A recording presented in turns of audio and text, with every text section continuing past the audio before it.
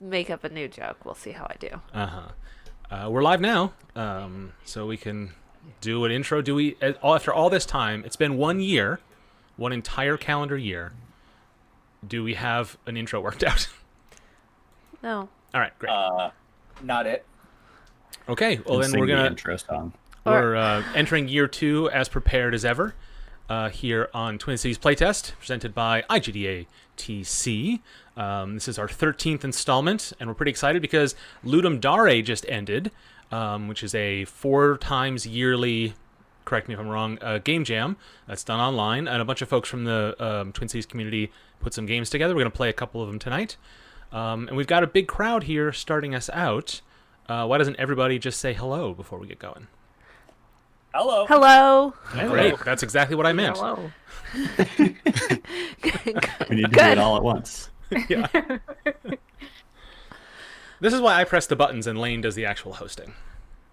Fantastic. All right. Thank you very much, Mark. So coming up first, we have this space between us, which was my game jam team.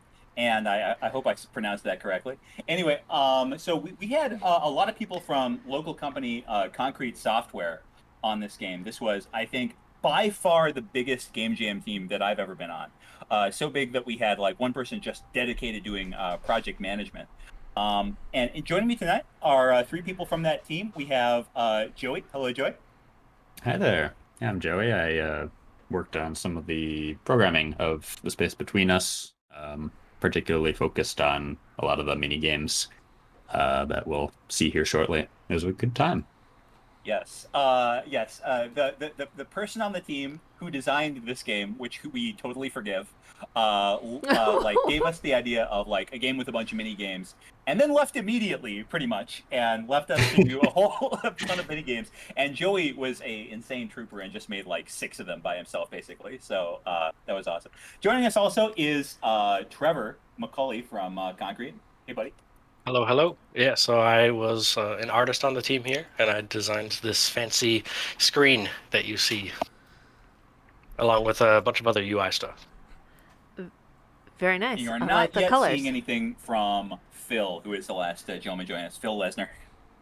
Hey guys, I was in charge of all of the 3D assets that went into the game. Which are totally in the game, we promise. All right, so who's playing this right now?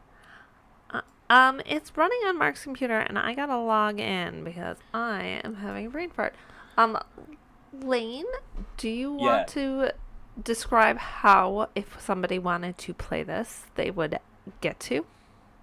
Oh, Dale, always thinking of the users. Hey, so if you're watching this and you would like to play test anything here, feel free to go into the chat and just let us know. We will direct you to the Discord, and we can get you into the event stage, and you can play test anything that you want this evening.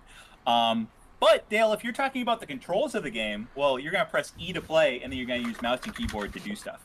Okay, I have to log on and get on that ice box, right? That's correct. If you want to play along, you got to join us via Parsec, and the way you do that, the instructions for that are on the Discord we'll be directing you to. But Dale already knows how this works, so she's going to log in.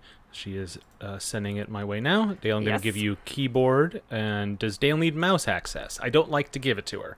But What? I'm so sorry, Mark. I'm so sorry. You'll have to forgive me. Okay, mouse access for you it is. All right, Dale, you're in control of the machine now. All right, so I'm going to start by pressing E and not using the mouse. All right, so Dale's folks not on working? the team. No. Oh, there you go. Yep. Ooh. Folks on the team, I'm interested in knowing, like, what do you guys want to hear from a playtester? Like, what would you want more info on?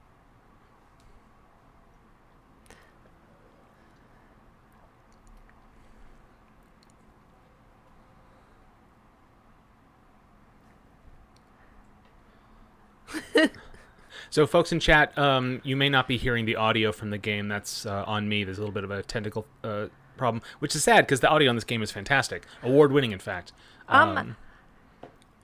Okay. I was going to answer your question, Lane, but I was muted. Hello. The first thing that comes to mind for me is just kind of like hearing about how the overall first impression and feel is, particularly like uh, what your sense of what to do in the game is, because it doesn't seem super immediately clear to me, like what the game is actually about, like what you're supposed to be doing, at least immediately. Either that, or I'm just too used to playing the game at this point to, know what that first user experience is like. Oh, do I just press these buttons in order? You are correct. I could tell by how only the one lit up. Yeah, so I'm currently dying inside because I realize now, only after watching this a couple times, that like the arrow that tells you where to go at the start is invisible. It's like underneath the 3D bed. So thanks. Oh, Phil. is it? Yeah. That's the kind of code an idiot would put on their luggage.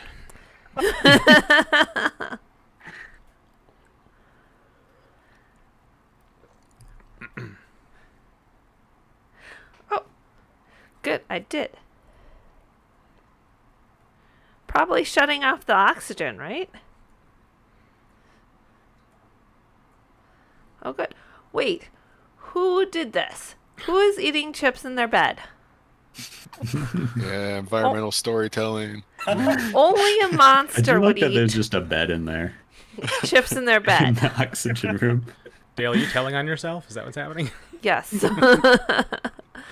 Okay, so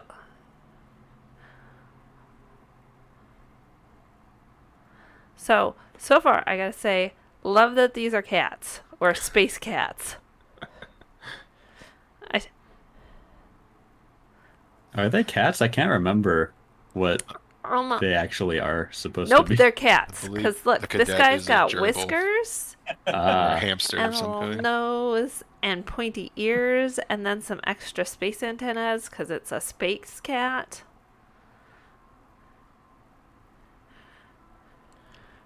Dale, it seems like there's a lot of arrows telling you to go places. What? No, I ignore those. Oh, okay, cool.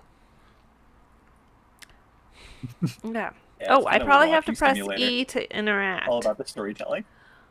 Uh-oh. Oh, it's like that pancake game. Mm. Okay.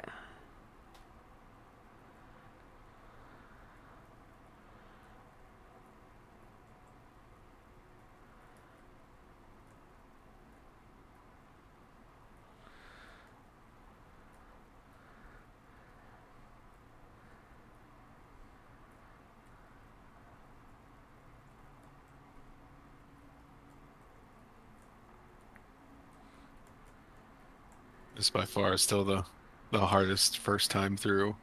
I'd Yay! say minigame. Yeah. The text is so long. mhm. Yeah, it's also hard because people keep talking over me, and I'm trying to pay attention to my characters, but also not let them. What's the breathing equivalent of starve? Oh, that is me. I'm getting to it. Yeah, it's There are always an so interesting many thing to try arrows. to figure out in a game like this where Okay, the this. gameplay is like kind of fast paced or supposed to be, and Okay, we're you're also saying have all this story that we want to show off. yes. That is. This is a case where playtesting is really valuable because I'm seeing just Dale is being overwhelmed with tasks right now, but probably when you guys were testing it, you imagined a certain pace that is different from Sure. what certain playtesters might go through. Especially because there's so much to just take in. You could imagine somebody playing the game kind of slowly, 1, but it's hard to 2, know that for 3, certain, you know? 4. Oh yeah, 100%. I think that yeah, like the clock that makes other gadgets start breaking just should not start until you've maybe solved like a couple of preset gadgets. Yeah. Oh, I mean, it could also yeah, be that's a good based on idea. other things. It could be a little bit Whoa, what's more this thing that determined seems by important? player action. Oh yeah, 100%. Oh, yay! Dale's really. Yeah, so- Dale thinks she's doing great. Yeah, you're not hearing all the alert sounds. I am hearing all the alert sounds. I know. What are The these? build and audio in this game is so good, though. I wish you could hear the music start to pick up when the sirens are going off. Yeah.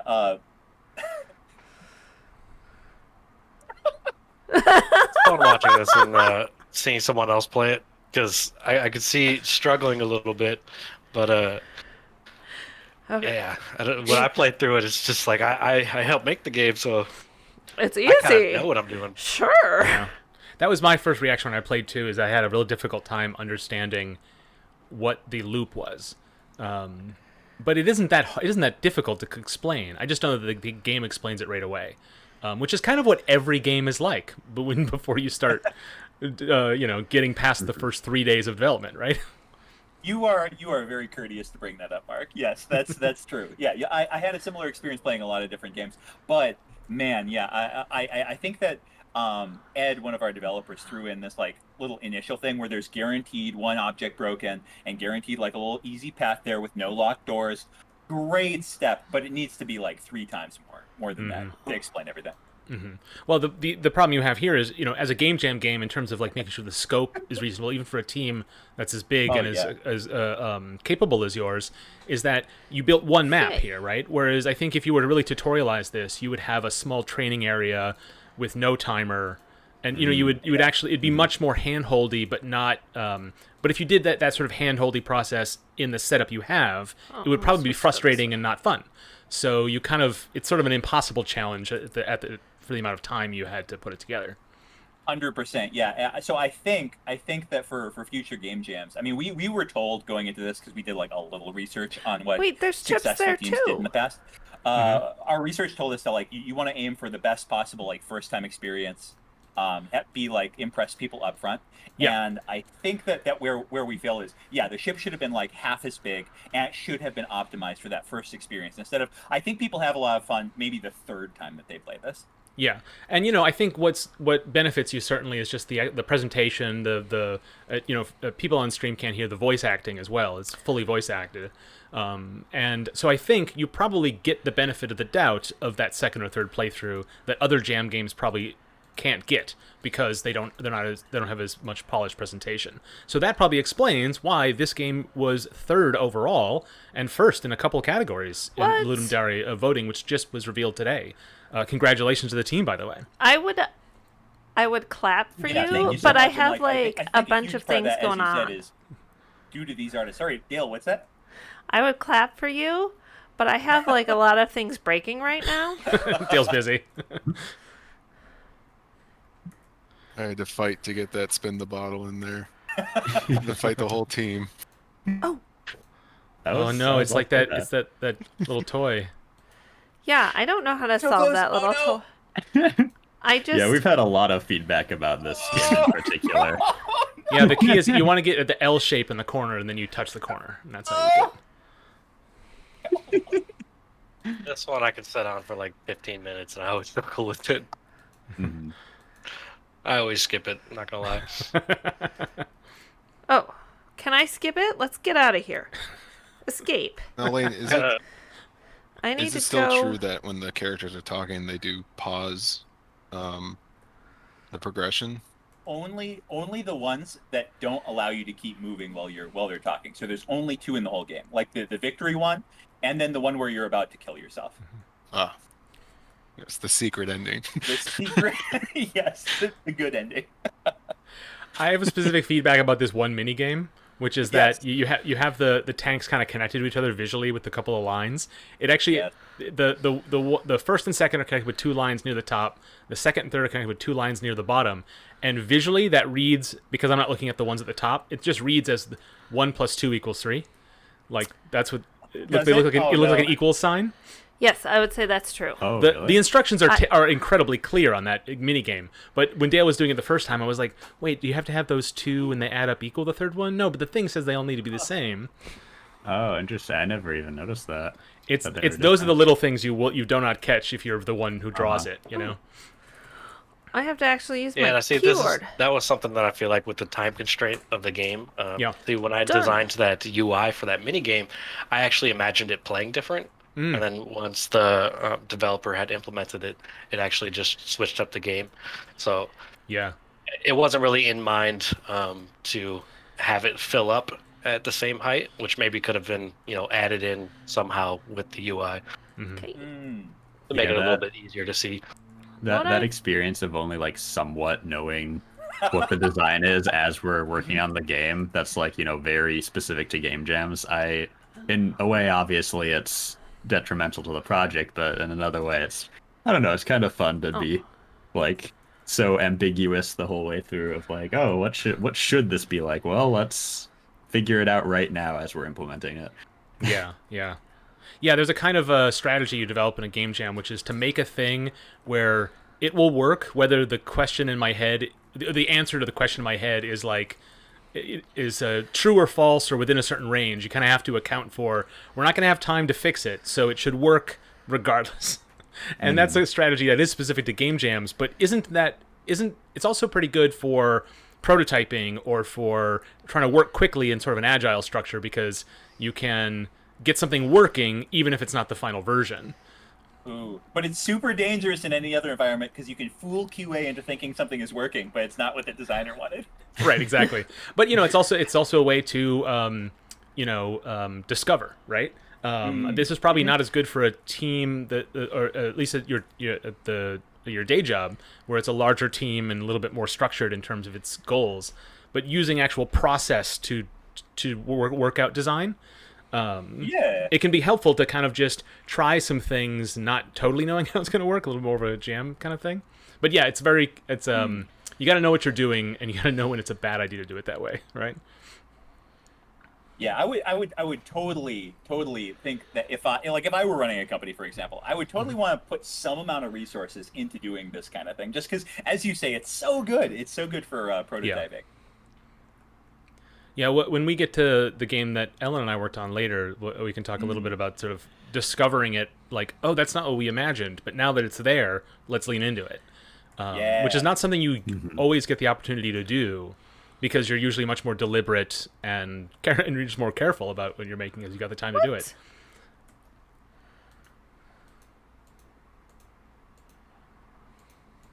Oh no! How do you feel about the door puzzle, Dale, or door puzzles mission? Well, I'm stuck on one now, but until then, I had been doing really great.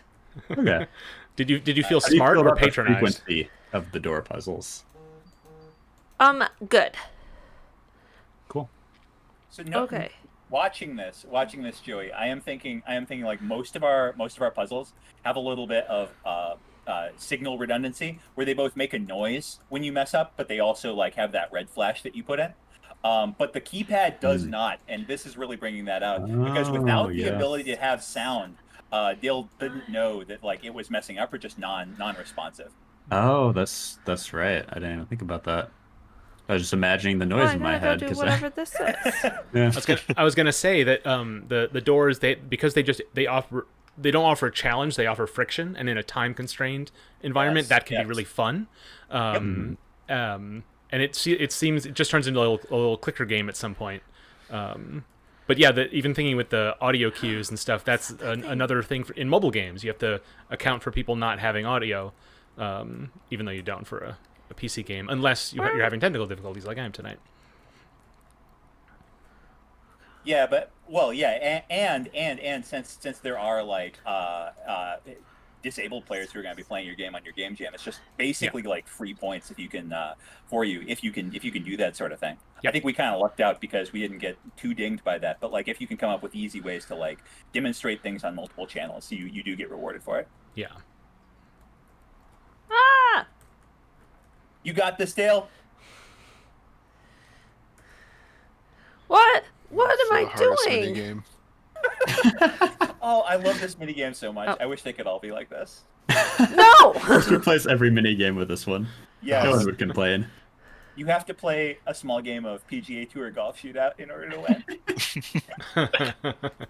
Damn it! Dale, it's the green part. The green part. Maybe it's Shouldn't be just saying hard over Parsec, huh? We hear that excuse every month, Dale. Shoot, I didn't even think about this that. could be That's like rough. It's a impossible over very... Parsec. It's a...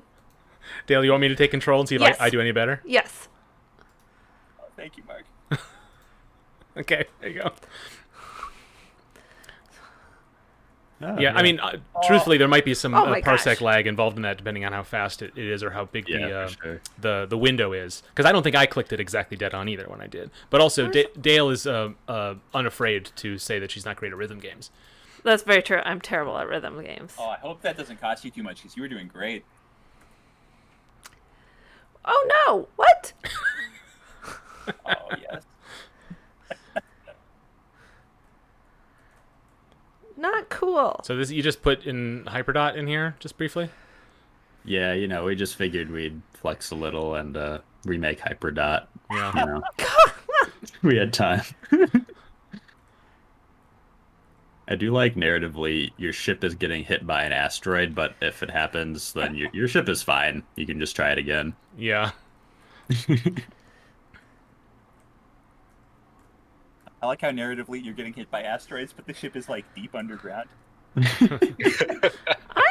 Also, I think this might explain why you guys got. Holy crap! They Oh, got that was so big. close. Okay, I'm getting out of here. This is not my game. You got excellent marks in every category except theme. In the game. 100%. Yeah. Which is like wear that as a badge of honor. It's like at a certain point, the theme just gets you started. Like you shouldn't care if you did great on that. You know what I mean? Oh, Mark. Yeah, and Sure. I feel like in some elements it's kind of hard to pick up on because you have to really be paying attention to the dialogue, and then like in the sense of deeper and deeper, we're drilling into a planet, and maybe some people don't notice this giant drill in the front, but I did not. Yeah.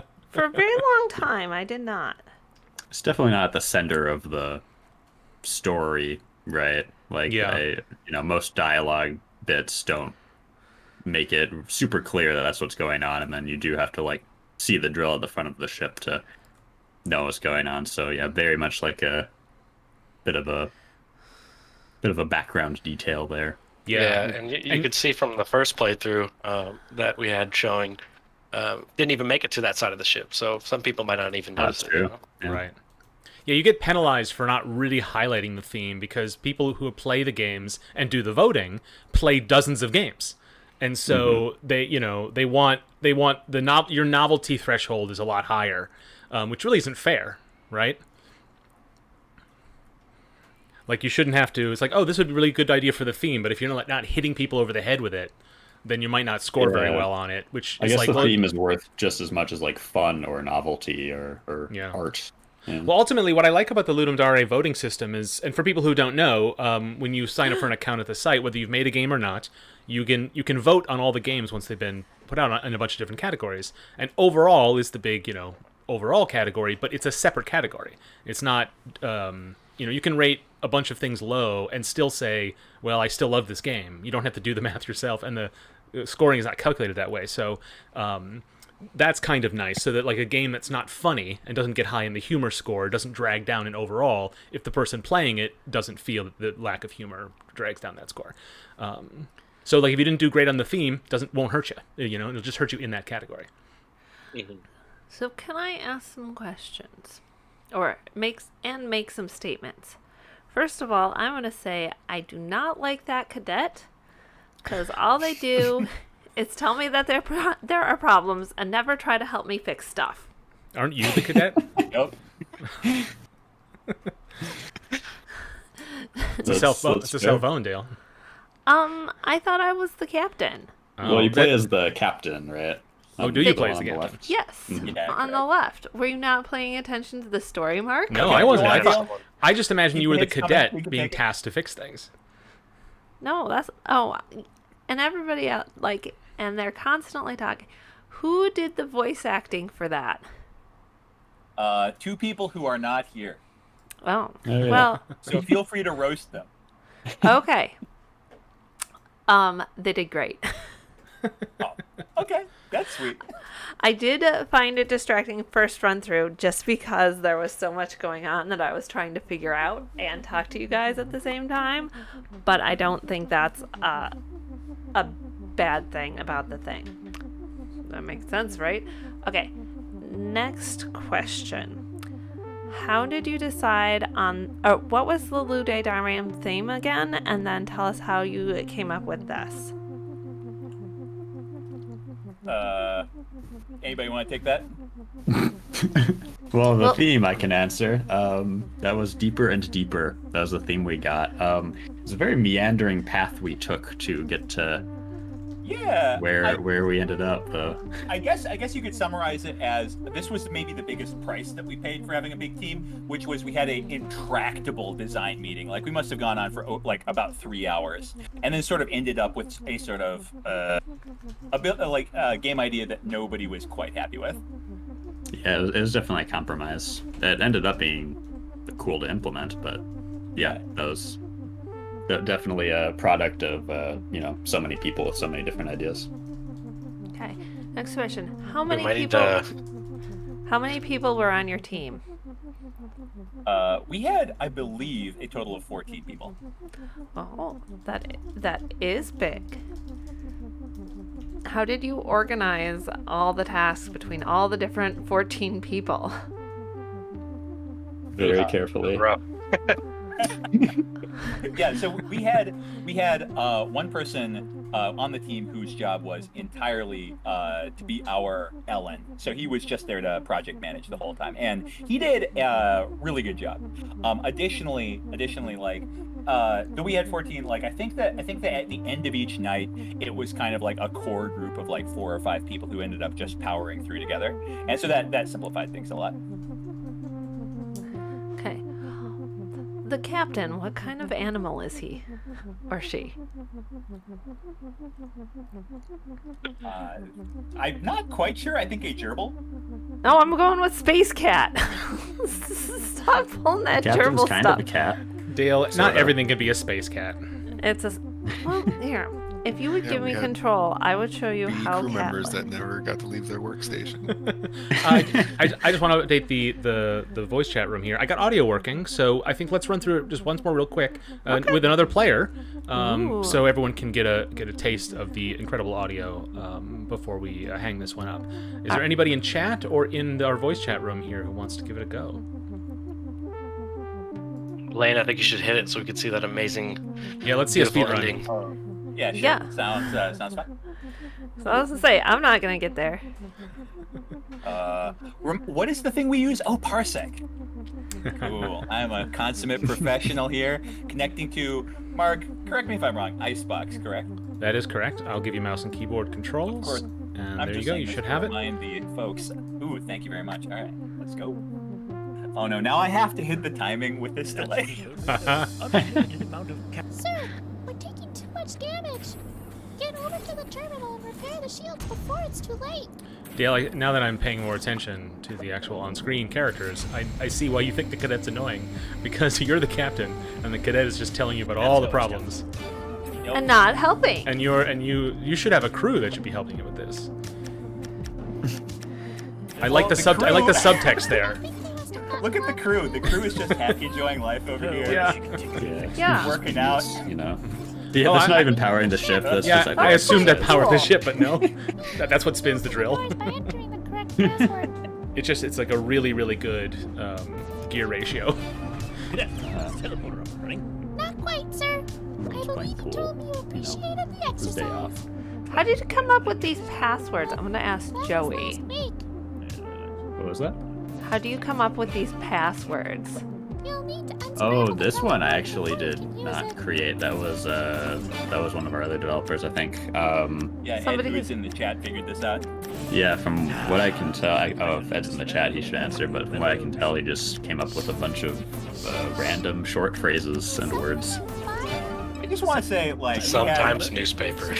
we had such a cool combo of people who had like multiple different roles. Ed was both a voice actor and a coder, so that let him get in like really deep and know what the this chat system needed. Fire! Yeah. The port side engine is on fire, Captain. Aw. Oh my gosh. If I knew Captain, the navigation which system direction is we were not going, I responsive. might know I which was can't the port steer. side engine. Oh yeah, I guess that isn't really immediately clear. Like starting in that starting room there, like which way is forward Oh, for the ship. I'm so tempted. I'm so tempted. To But take I that wanna door show out. you The, Also, I didn't know we had models for the engines. Is that I a just door to noticed the that those were outside? not- What happens if you try to go to the door to the outside? Well, we What do will you, leave what do you think that happens? to the viewer. You don't know until you try it. Also, I feel like Lane's much better at counting than I am. Watch what you're saying there, Dale. Your father, but Oh, Lane do is it. terrible at this game? There we go. This makes me feel better. You know, I didn't even know you can actually use the teleporter to move around the ship. I just thought that was something come that happens on. at the end. Yeah, the placement of that is a bit unfortunate. If there's one at, like the Are front you or back, kidding me? that'd be great. I just wanted to tell you that you're a very capable company. Regarding port and That's starboard, I interesting. think it would be. I mean, the story of these cute animals. I could totally see it being just that means so much. explained really bluntly, you know, just like big signs that, like, you know, which is port and starboard, kind of like hitting the player over the head with it, kind of like implying that the crew needs that reminder too, Oh yeah, that'd be great. That's great. you I know, like because that. they're just Oh, all a wait. bunch of adorable creatures. You They were don't know supposed to port and make them all starboard. green? I was trying to make them all blue. Who needs this door? Why is it even there? just to throw you off, right? And not go through the bathroom lane. That is the bathroom. Oh, that's the bathroom. Nah, I'm just noticing all this. for The the first environmental time. storytelling is long and Phil, extensive. why is there a bathroom just at the end of the hall? There's The no entire other hallway is a to put bathroom. it. I mean, the only thing I wish we had was just a moment to be able to walk around with not being accosted by rocks. Oh, Just sure. so I can Yeah. enjoy the environment, but again, that's a time constraint. Lan, you have to show off the spin the milk garden. Oh, I do.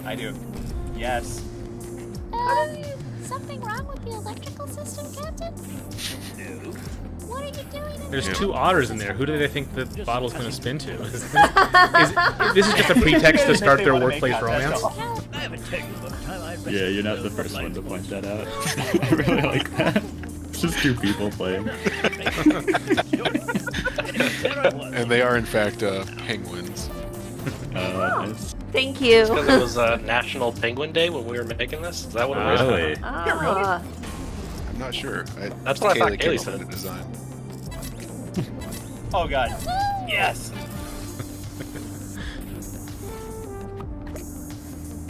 Sir, the lights are out. Yes, I'm aware. Unbelievable. It's just that you wanted me. I will say my favorite asset though is that arcade machine. I asked. Sir, the drill is no longer The functional. game Yeah. was in the game. The port side engine Yeah, there's is so on many fire, details to Captain. these that, like, every time I play or watch other people play, I'm just noticing for the first time. Very, very good job, Bill, on, like, everything. Thank you. Especially the spin the bottle carton. I had to learn how to animate for that. Ooh. I don't know how you. Navigation system is not responsive. I can't steer. Captain, But really, don't go out our the team did a airlock. great job Have some centering rest around before. a consistent design. Like hearing me whine some more. What kind of captain? There's a lot of great art in here, but I want to like Engine looking just all call right, out sir. the art direction. All right. It's, I mean, everything is extremely purple, but it has a lot of like depth and richness, but it's well holding on to its limited color palette. So well done on that. Paint quite the picture, Captain. Because you use different colors for player communication, but at the same time you're able to keep it very distinct and not too busy. I like that a lot. Of course I'm right. Thanks. Yeah, I think at the beginning, if I'm remembering correctly, we Roger. kind of picked like a specific color palette that we wanted to mostly stick to with everything. I didn't really follow how closely we followed that, but from Oh yeah. from the- No, we had like Kieran specifically be the like proctor for that. Like she was very zealous about it, keeping us to it. It was great. Well, you can see how deliberate it is. I mean, it's purple and green, but like the purple stays dark. The sort of gray tones live in that purple space, and all the green is bright. And so it's not just two colors. It's like it's really limited. But yet there's a lot of like variations, little play in the spaces between. And then yeah, there's the pink highlights and the different characters are an opportunity to use different colors to show things that are very different. So the communication is excellent. Thank you.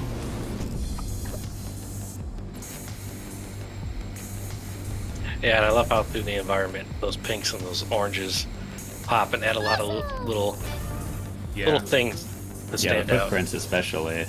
I always notice. Cadet, I don't think I give you enough credit. You're an outstanding pilot. Thank you for your service on this mission. Yeah, if you follow those footprints, they tell a story. Oh no! We're almost at the end. I need to. Like I say, before we left. Yes, of course. Oh wait, so this person. Struck the mother load, cadet. Captain, That's where it starts, yeah. Because the footprints are closer together, so they imply that they're so please, wetter, I must and Oh, then they yes. dry as they go further. I spent way Sweetness too is much hanging out over here. Then they they wipe their shoes off on the couch. Why does this person need a stool? Does I this don't game know. end I at a put pizza party? Oh, it sure does. Which truthfully I thought was a little rude at the time, but I now realize was a very sweet gesture. Did someone I just do not want like to type how all of you- this? Is that why it's not in the dialogue box? My savior will come and rescue me like the I do hero like how he you were is. able to fit just so many Captain, couches I inside long the for ship, those though. tender moments in It was your embrace calling. After being rescued, I could die happy yep. drowning in that Gosh. bottomless gaze, mesmerized by those two prismatic springs you have for eyes. Desperately waiting for you to reciprocate my love, I can wait no longer. You must know that I would sing songs of your triumphs, and I can prove it if you'd like right now. Oh, my captain, he's so great. If there's anyone he would hate, I'd strike them down with my whip, then sail with him in our ship. It's a work in progress, but you get the gist.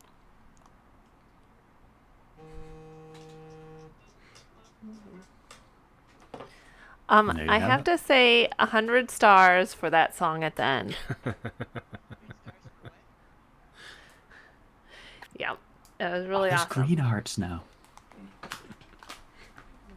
And this is another part that I feel like, since people might have struggled with the game to get to the ending, they didn't see that these characters are falling deeper and deeper in love. It's like any piece of epic science fiction. Who cares about the ultimate end? It's really about the romances amongst the characters, right? That's what really matters. And this is the first game that admits it. Rave It's like- artistic statement, everybody. We got him. Yeah, we've drilled to whatever, but who cares? Smooch. Yeah, and see, when we were picking the idea for the game, I want to say that we narrowed it down to a digging date simulator. that was what we ended up, Wait, what about the and then it fridge? turned into this. Did we Oh. talk about the fridge? No, we didn't. We'll have to create a game with that fridge idea at some point. Oh yes. All right. Well, shall we move right along? We have a couple other games to show here. Who wants yeah. to stick around and Well, play but- Sonder? Before we get to that, let's make sure that we get the links, the Itch and Ludum Dare links for this game in chat, because as a Game Jam game, it's yours to play, and everybody can give it a go. Lane, I assume you've got those links handy in your clipboard? 100%. Yep. There we go. Just dropped it there. Fantastic. Then yeah, I guess we can move on. I think I'm gonna head out. I can hang out and Twitch chat a bit, but otherwise, thanks for having me on. It's really cool to be able to help show this off. Thank you for joining us, Joey. Oh, and special thanks to Dernerd and Bit Culture in the chat for all their hard work on this game. They were part of the team as well. All right, see you guys. See you later, Joey. All right. Phil, Trevor, would one of you folks like to play a point and click story game? Yeah, I would love to. How do I get into play it on stream? So you'll need a copy of Parsec. Is it parsecgaming.com? Is that still their URL? I don't have the instructions in front of me. But in the Discord that we're all part of now, in events info, you'll see the details in there in one of the posts. Okay, I'm downloading it right now. Yep, and once you install it and got a user account, you'll connect to the IGDATC user, or you'll be friends, rather. You'll make a friend request, and then you can request access to my machine. I'll grant it to you, and then you can play the game. So while we're waiting for that, because it does take a moment... Wait, can I ask another question about the space between us? Survey says? Yes, go ahead. Okay. Are you concerned about copyright infringement with the movie of the same name?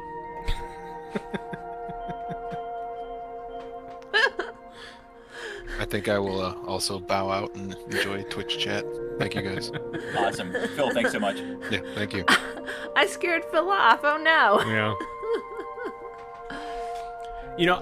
Speaking seriously on that topic, that's one of those things that people do worry about, is like, especially when they're coming up with something, as if it's the same name as something else. But you'll be happy to know you cannot copyright a title. You can trademark a title, but if there's a movie or a book named that and you're making a game, there's no conflict there. For anybody who is interested in the nerdy aspects of that. But we've got Ellen here, and Ellen worked on this game with me. Ellen, do you want to give a preamble on what this project was, how it got started, and yada yada, etc.? Okay. Yada Wait, yada, can I- etc. Yeah. Can I ask the questions? So, what was that, Dale? Can I ask the questions? I hear tiny Dale sounds. Anyway. Oh. Can I yeah, ask so the questions? I still can't hear you, so I'm just gonna keep talking. Yeah. So it started for me because Mark, you came to me and you said, "Hey, we're gonna do a team, and we do want to be on it."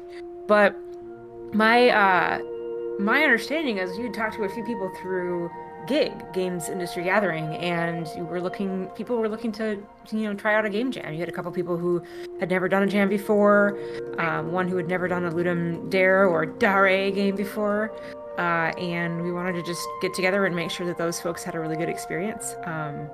And that's kind of what I'm all about when it comes to game jams. I'm not so... It's really a bonus when you have a game that you can play at the end of the jam, but mostly I just want people to have a good time and learn some stuff along the way and be proud of the effort they put in. So that's kind of where we started. And if you don't mind my saying so, I think you guys had an incredibly impressive performance here as well. I mean, our team had like this enormous size, and it was all people who were like basically professional game makers. But you introduced some people to game making and to like game jams with this project, and yet you still scored really, really well. Well, I'll correct you a little bit there. Everyone on the team, is a professional, game dev in some capacity. But it's true that as just over half of our team had never done, or just about half our team had never done a jam before, and over half of our team had never done a Ludum Dare. And Ellen's little origin story there is correct. I was chatting with some friends and as part of this networking event, and talking about the good experiences I've had in game jams, and how it's such a shame we don't do them in person anymore because we can't, at least not quite yet. And they were saying, oh no, I've always had such a bad experience because I've never felt welcome. It's always been a bunch of broy programmers. And I was like, oh, that's interesting, because in this community, the Twin Cities development community, we've always fostered the idea of, hey, what can you do? I don't care, join my team. Like, we use game jams as an opportunity to learn. Everybody is a designer if they want to be. The game we make is the product of the skills we have, not...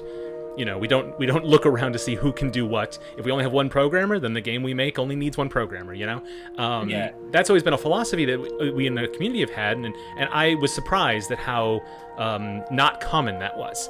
At least the experience of these people I talked to. So I said, okay, well, next Ludum Dare, I'll rope you into a team and we'll make something, and this is the product of it. And I gotta say, like, we had such a good time, and we really took it seriously in terms of making sure everybody felt they could contribute, and that the game was the sum of what everybody brought to it. And a lot of that was because Ellen set the stage very early about like this, how we would start, and like what was important to us in the beginning. And I remember that first night, Ellen we're all just chatting and like throwing out a million ideas, and Ellen set us straight a little bit as to what we should focus on first, and everything flew from there. Well, it's so tempting. Like you're pumped for this game jam, and you want to get in, and you want to make a game. So the first thing that comes up is, oh, here's the theme. Now we can make a game about it. Let's think about games. But I think there's a huge benefit for just stopping and talking to the people who you're working with, and just talk about what you're trying to get out of it. Yeah. because you might be surprised at what people are hoping to get out of it. It's not always just like we talked about on that first night, on that Friday night. You and I were kind of just there to help and to fill in and there to make sure everyone had a good time. And once I think we were able to level set what everybody wanted out of it, then we got back to the fun ideation stuff, but kind of with a renewed sense of energy because it felt a little bit safer to throw those ideas out on the wall and see them bounce off or see them stick and kind of riff off each other because we all knew what the other people were trying to do and where they were coming from. Yeah, for sure. Dale, you were with us that first night, and that's why you're listed here in the credits, because you helped us a lot with the initial conception of the game. But then, as you described, you throw out your ideas and then you went and took a nap. Yes, check out my Ludum Dare profile. It says exactly that. Yep. Tell folks how did it seem to you when we got started? Were you confident that we would have something interesting by the end of the weekend? Yeah. Yeah? You are a talented bunch of coconuts. Mm-hmm. So I was confident you'd have something good. Radiating confidence. So I added the page. Now I'm just waiting to be accepted, I think. Okay, yes. Friend request there, I will accept. And now that you are a friend to IGDATC, you can go to the Computers tab, and there it is. Accept. And I'm going to give you mouse access. Ooh. And you should have mouse control now within your Parsec window. He does not like to give that up easily. There you go. Am I going home again or making like a tree? So this was a fun piece of feedback we got. So on Ludum Dare, they encourage when you give feedback to provide comments, and because you get little likes, and that helps you surface your game if you engage in the feedback of others. It's an interesting system. And one of the pieces of feedback we got from somebody was the make like a tree button just crashed the game every time I pressed it. And I was like, yeah, that's right, it's the quit button. So you leave. And that's just a piece of feedback where it's of course, I just assumed people would understand it, but obviously it's more enticing than that. Because it's such a corny joke, I could imagine somebody not realizing that we would make that corny joke. Yeah, and if you're not a English as your first language speaker, you might not get that pun. Right, it's idiomatic, right? This for sure. Yeah. Oh, I was supposed to click. Mm-hmm. So this game has, I would say the exact opposite mood as the last game. Oh, yeah. It has a different kind of charm, and you'll get that in the narrative that Ellen and Tiffany led on a lot of the text you read on later. It does have a dry sense of humor, but it isn't quite the kind of humor you expect from a game jam where you're all hopped up and you want to make things with a lot of energy. Although I say the Space Between Us did a really good job of making it not giving in to just silliness for its own sake. Felt like well-calibrated silliness. Yeah, it took a while for the narrative to kind of take shape because we had an idea. We talked about the theme, and that's kind of where we landed first. Is we wanted to make a theme where you're going deeper and deeper into memory, because we knew that we didn't want to do anything physical, I guess, deeper and deeper into space. We talked a little bit about that, but we wanted to do something more psychological. Oh yeah, check out those dust motes.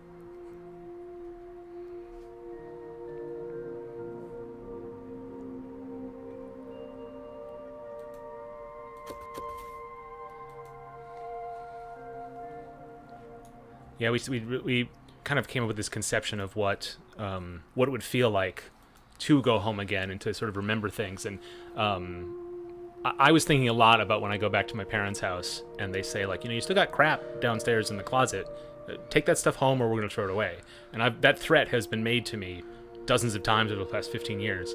And just when you go home and how much of you is left, and even if that corner of the room that now has a recliner or something where your desk used to sit when you were 14, how does that interact with your memories? And so that was something that was really important to me. But then in terms of like who this character is that we learn more and more about, that was something that Tiffany took the lead on to like really help design what the objects of memory would be and the kinds of things they would bring back. I was more interested in the sort of structure of what it feels like universally. And I think Tiffany and Ellen, and then Laura, who did all this art, brought all that to life in a very specific way. So it was a really good. I mean, it was tricky to do. I think that the first night and through Saturday, but like ultimately it was a really good synthesis of like everybody's contribution to this, starting from this generic concept, almost a high concept, a high premise, and getting to very specific character. And a lot of the feedback we got was so interesting. People were just saying like they really felt like they knew this person in a way that when you read each of these individual descriptions, it doesn't feel like you can get to know them, but then it becomes more than the sum of its parts in a way. Yeah, it's interesting that you were talking about like wanting to bring forward the universal experience of going home, because when we talked about wanting that, everyone agreed that that's kind of what we wanted to go for. But then when we started getting to specifics, turns out everyone had like a different experience of what that was like. Very different. Exactly. Yeah. It's like you've gone home and your parents have threatened and like never or rarely followed through. My parents have never threatened to throw my thingies away. And Tiffany's parents were like, "Oh, you're walking up the door, your stuff is gone." Yeah, it's interesting the why. And we tried to find something that worked to give, so we would all have the same sense, but then also the character we created had its own unique experience, right? Yeah. Yeah, and I think that's one of the reasons why it took us a while to kind of iterate and spiral into the narrative that we ended up with, because we wanted to find out what things were important about, what things were universal about that experience. And to do that, we kind of had to tell each other our own stories about this. And then we had to invent a person who had their own story and create, these objects with specific enough histories that the universal can be kind of seen in the pattern of the specific. Like the way that storytelling works. And that took a while. But once we got the system down, it went pretty quickly. Like once we were able to get Tiffany writing these object descriptions, she just zoomed. Yeah. And went, and she wrote so many. Well, that's a testament to the team's sort of like evolution on it, but also specifically her prep. Like she like drilled down on like a bio for this character, like and then made 3 characters and presented to everybody else. And like, does this make sense? Who do you like best? What would make, And so once we had a character that we all liked, and we all sort of agreed that these are all great, Tiffany, which is what one you like, then she was able to like fully realize it, and then then I think it was really easy for her to fill in these blanks. Yep. She did. It was her first game jam ever. Yeah.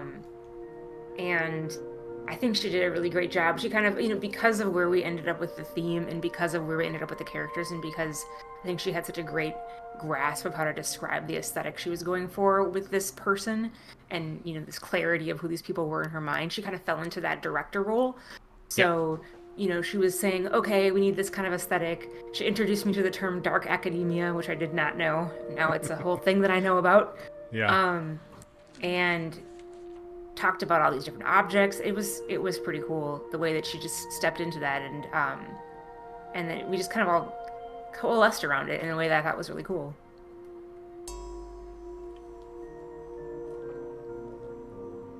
One of the things that happens here as you move backwards in time is you actually do, if you don't stop and check everything before you find your path through, you actually will miss a couple of things. And that's something we wanted for, like, that is how memory really works. You look at that poster, or you look at that map, and then that reminds you of the earlier era. And because the player has no real conception of who this character is, it does come as a surprise. And that was very intentional. We didn't want the player to be able to optimize their first path through.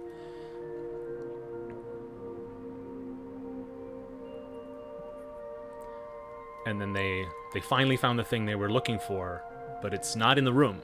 It's just in their memories. Thanks, Mom. Uh-huh. I guess maybe I didn't read the text very well. I didn't even know what I was looking for. Yeah, well, there was early on. We thought that when you enter the room, you would decide what you're looking for. I think I wrote the opening and closing, and initially I was like, okay, at the end of the opening, I would have the character go, wait, what was I here for again? And then they would decide. But then, and Johnny, who was our lead developer, he built that for me. But I think as we were going, I kind of decided it might actually be interesting for the player to not know and to only realize at the end. But that is an unplay-tested player interaction, so I could totally see doing an A/B test on this, if to build further. Would it be more rewarding to be on the lookout for something, and then maybe the first time you see it, click it, and or is it something to be surprised by the thing? Yeah, it sounds like both Bit Culture and myself were in the state where we weren't sure if we had found it or not, and weren't sure if we should keep replaying in order to figure that out. Yeah. I wonder how that strikes you as the creator. I think what's interesting is the feedback we got on the Ludum Dare site was more positive on that than I was expected, because I think my nervousness was like, oh, you know what, this is going to be maybe a little bit frustrating. It's a little bit we kind of hold things from you, like the narrative needs to be really engaged with in order for you to sort of get it, and I feel like that's sometimes something that can be a little bit what's the phrase, sort of well, maybe selfish of a writer is to make the reader work harder and harder. It's for something you can just tell them. Very brave thing to do for a Ludum Dare, where people are rushing through games. That's also true. We kind of knew that was going to happen, but I think at least I decided that I didn't really mind. Like, I know that would probably hurt our reaction, but ultimately what happened is people seem to. Yeah, it could have. Certainly people leave their positive comments, but we don't necessarily know what they rated the game. The scores did okay, but I think in general, when people did give detailed feedback and constructive criticism, they kind of understood that it wasn't unfinished, right? That what it was what we did on purpose, because that's very difficult on a game jam game too, is to know, wait, is it this way? Is it missing this piece because they didn't put it there, or is it missing that piece because they ran out of time on Monday? Well, and this is sort of where you have to like sort of put up some, I guess, the social proof or something, where you have a intro like you guys do that really arrests you with that like really nice aesthetic. Yeah. And then people are more willing to give you that benefit of the doubt. Yeah, I'd hope so. That was the case with me. One of the goals for the jam was really less about the product and more about the experience for everybody, because we had a lot of new jammers, and so I think we got more invested as the weekend went on. But all the way till the end, I was like, you know what?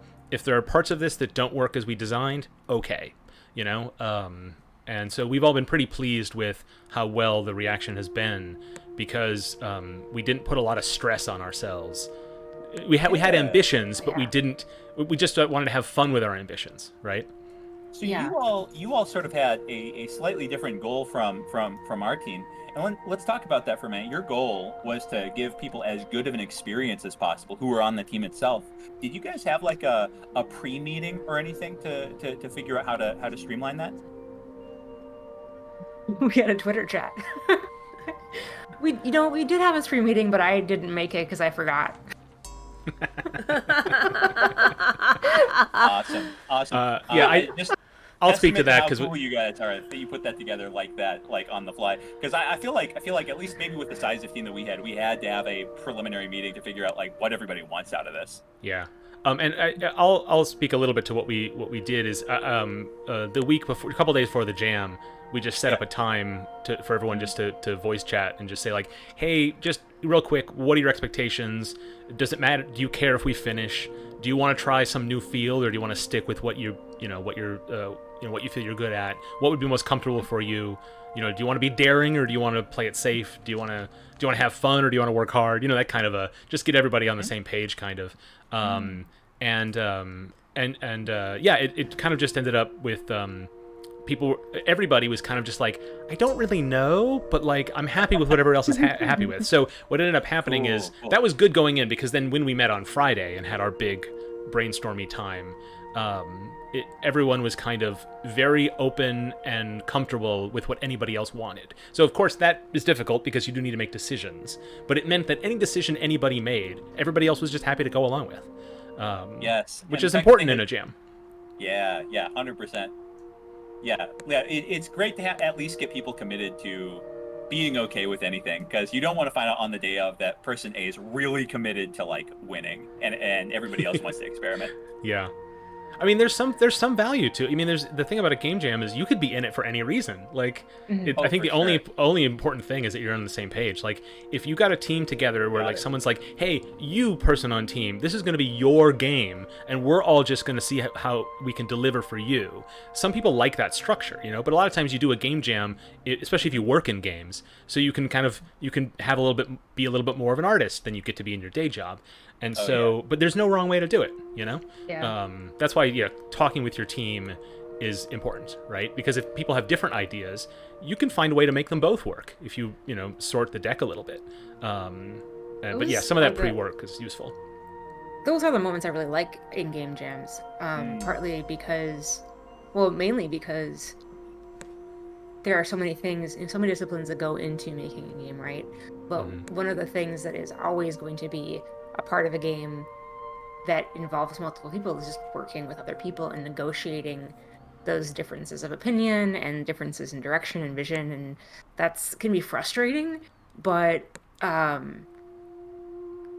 think I worked early on, I was first getting started in games, and I still feel really new, but I really wanted to just learn from people. And as I've learned more and as I've practiced more, I've just continued to lean into that feeling, because being able to like synergize and lean on the people who are around you or who are helping you out is, I think, part of the art of building a game in a team, or just building a game in general. And so it might not get called out specifically as like, oh, we need some art and we need some music and who's going to code, but it's something that everyone has to do. And so I like it when that kind of when there are some of those moments, because that part of the negotiation kind of just reminds me, it's like, oh yeah, humans are making this, and that's cool.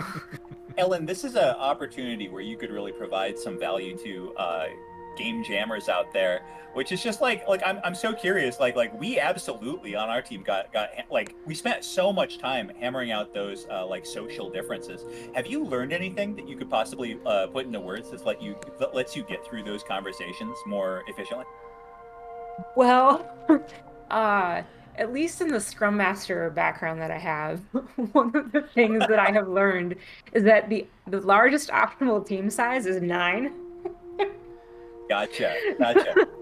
So you guys were more than that. We messed up, but we had like 2 separate teams that kind of like waterfalled our stuff together at the very end. So yeah, I just skated by. Not to say that it can't work, but it does.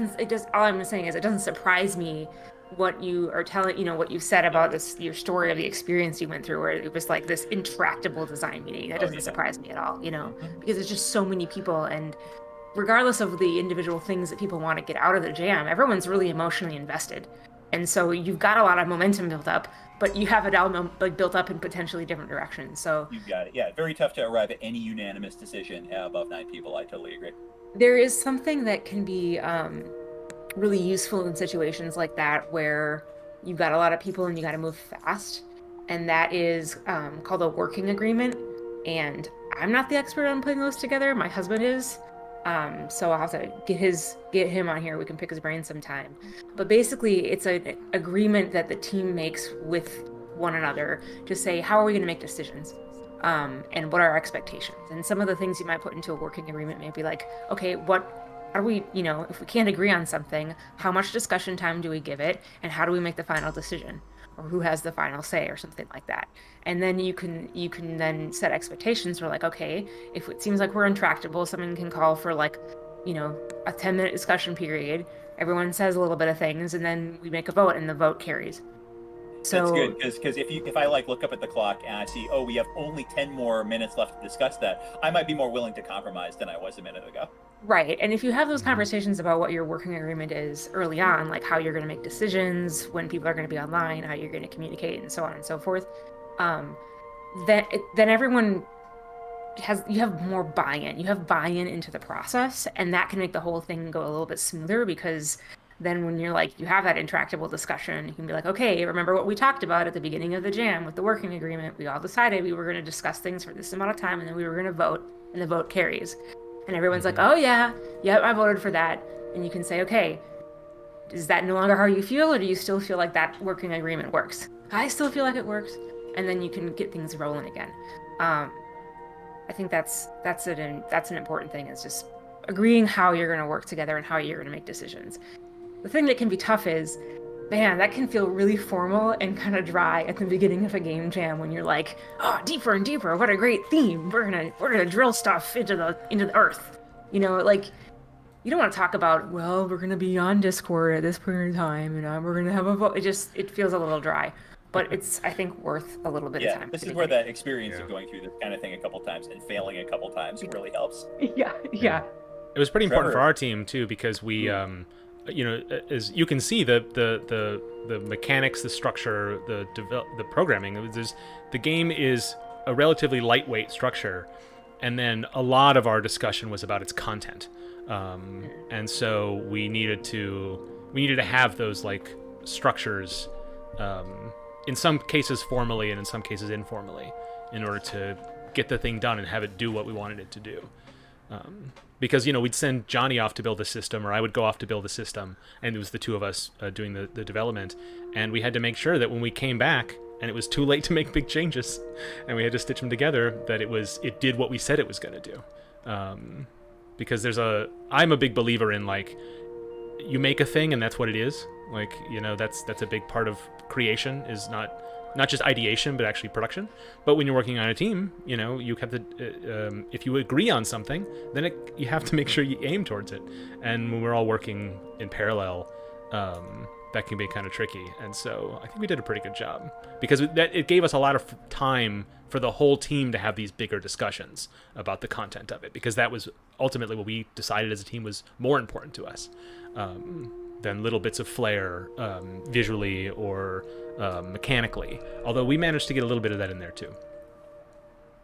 Yeah, I don't want to dwell on how much I dislike the pickup group structure, but yeah, I think that when you're like simpatico with people going into a jam, it's so much smoother, smoother. Yep. Trevor, we're about to make a transition here to our next game, but can we get some final thoughts out of you? Yeah, I loved the art. I liked how a lot of things, kept changing. My second playthrough, I actually clicked a button on the top right corner, just because I was curious what that would do, and it seems like it just skipped the dialogue in the front, which then on my third playthrough, I read a little bit more closely, thinking if it was going to give me like a hint on what I was supposed to find. And it seems like the ending changed up a couple of the times, and I don't think I actually ever found the item I was looking for. I don't know if that was the point, or Ellen, would you say that he won the game then? You totally won. I did? Great. Awesome. Yeah. This is where I feel maybe it's a little bit up our own butt, but like, I think this is the mechanical innovation of this game, is that everybody is like, I finished it, I played a couple times, I don't know if I found what I was looking for. And we're like, exactly. Right? Yeah.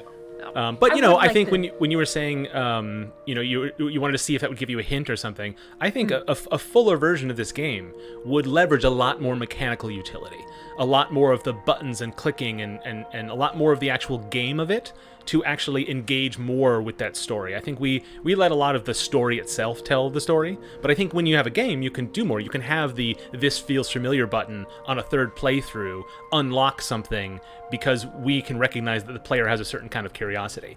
As it is, the game is a little bit more mysterious, or it feels more mysterious than it properly is in terms of playing it, but I think that's something we could make it more mechanically interesting, I think, if we wanted to go any further with it. But we didn't have high ambitions for that necessarily. I'm not sure. Go ahead, Trevor. I feel like I noticed, more things through different playthroughs, and I'm not sure if that was intentional, or maybe I just misclicked. But it seems like if you don't click something, you have an opportunity to miss it. Am I right? Yeah. Yeah. So yeah, the second time I played through, I was like, I didn't even click that one the first time. I didn't read it. Well, I'm going to say that my favorite part, just being in the beginning and not knowing what any of the objects you were planning was that celestial poster with the faces of the moon, because I 100% had that poster. Yeah. Yup. Yeah, it's tough when you make that specific character. I would love to take a survey of 100 players. We're not going to be able to do that, but I would love to hear, what in there do they recognize of their own lives, right? Because there's a specific character, and it's a specific kind of socioeconomic status, specific memories that we imply a certain type of person. But I do wonder how well we did letting people feel feelings they're familiar with. I don't know that we could. I would like to say we did a good job of that, but I don't think we have the answer to that. Ellen, you were going to say something a minute ago. I was just thinking, I think this is tempting. It's probably an experience that a lot of people have after they finish a game jam game, which is if I spent more time on this. Oh yeah. And if I spent more time on this with the team, I would like to do a little bit of playtesting around giving the player a goal up front, a specific goal up front. And the reason I want to do that, or at least test it out, is because there is something for me, at least. Maybe this is just because I'm a space case, but walking into a room and being like, oh, I remember that dinosaur toy. I remember that broken horse. Oh yeah, and just completely forgetting about why I was there. Yeah. And because we didn't give the player a goal, I think the feeling of walking into a room with an item in mind and then having that totally go out of your head is not something that we provided. That's so interesting. That's a great argument against that late change that I kind of made a little bit too quickly, perhaps. I like that a lot. I like the game, but I just want to see what happens if we were to do that and what that would be like. Because the other thing that could happen with a goal, especially I think in a game context, is I found the thing, I'm done. Yeah. And then someone's missing out on all of this the feeling of remembering that can be triggered from these childhood objects. So I love making games. Enormous credit to Laura's art and the work that you, Ellen, and Johnny did curating all the sound effects, and the 20 minutes I spent writing the music. I'm surprised at how well that went over, but I think it's the music alone isn't what people reacted to. I think it's the full presentation, that chime when you change eras. Oh man, that's so good. But it's a credit to the tone of the thing that people who didn't find the thing, wanted to go back. Then they didn't express frustration at that necessarily. I mean, probably a little bit, but people seemed invested in actually getting to the end, whatever that end was. That was a pleasant surprise, I think. Okay. Well, imagine instead just of one that. final note for me, and that's all I have to say. For Ambassador, just mentioned this.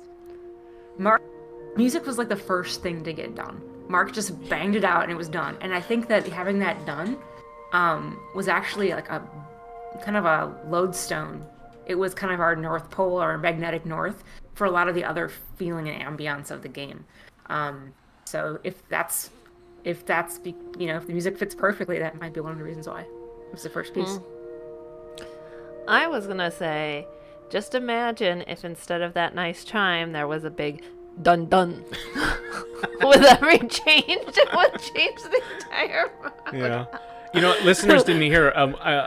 You'll have to play it yourself to hear. But we were talking over every instance of the Dead Poets Society DVD. The sound effect for that one is a great little voiceover performance from Ellen that you'll have to hear for yourself if you couldn't hear it on the stream. So we'll put the link in the chat for this game as well. And unless we got final thoughts, I say we can move on to the next one. Can I talk about the music? I found the bottle of alcohol I was looking for. That's all I know. And then I got That's what you were looking for. On the DVD, I was also looking for. Right. You had to return that to your friend you brought it from. Yeah. I was going to say the description of the CDs as a band boys boy band and a saucy British girl group was perfect because like you go through like the past 20 plus years and there is always a boy band and a saucy British girl group. Right, that doesn't pin down the era quite so Yeah, specifically. yep, Yeah. That was Tiffany. Tiffany did a great job Yeah. of taking these descriptions and making them feel like a documentarian narrator or something, a very like a detective to these memories. And my initial thought was to have it much more first person. So as you move through the eras, you'd have the voice of that character say, so you can kind of tell a story like that. But this is one thing where Tiffany and I just totally disagreed, and then Tiffany did the work and made it make sense. And so like ultimately that makes the game better. And that kind of that description where it is a little bit standoffish, which is how you feel when you're an archaeologist of your own life. So it was a really great like it really makes the tone of the game really work so well, along with the visuals and the music and everything. It's just that voice that you are speaking yourself as you go through the thing, because you're the player but you're also the character, and so you get to have that kind of like duality and that standoffish but also that investment. It's so good. Oh, and Lane is announcing the next game. Well, let's get to it then. Yeah, This is the third of our Ludum Dare games tonight. And who are we going to get to play? I'm going to be taking off. It was great talking with you guys. Yeah, thanks for sticking with us this whole time. It was Thank good to have you. Yeah, thanks for playing, Trevor. Yeah, wish you guys best. See ya. All right, so is this Okay. when we Ellen, invite? you want to play this? Yeah. Oh boy. Okay. Yeah. Sure. Okay. Oh yes, major change in tone. Yep. I'm going to... Wait. Oh, I was like, Ellen, you did terrible. You're probably not even connected. Hi. Hey, welcome aboard, Tim. How's it going? Yeah, this is definitely going to be a pretty big jump. The breadth of stuff you play at Ludum Dare, it just makes you like fall in love with the medium, because of all the different things that you can do. Yeah, and this one, I mean, obviously, like the last two games are very like they have very specific like ambiance and like humor and all that stuff, and were made by really big teams. And this one is just an arcade game that was made by just me, but it's one of those weird things where I was very not into it when I was done with it, and then I played it a lot later, or I slept on it, and I became a little bit less upset about it. Ellen, So, why don't I restart this for you so you can see the the control of the instructions. mouse back. Yeah, that'd be great. If you hit Alt Enter, it should also full screen it. I think it should full screen by default, but I guess not. Oh, okay. Oh, I've been changing the display settings here. Ah. Let me go back to just so the Are you- rest of me is not messed up. Forgive the delay. This is all me fault. So Yeah, I'm it going to ask Sam, what made you want to do a Ludum Dare Hey. Okay. by yourself?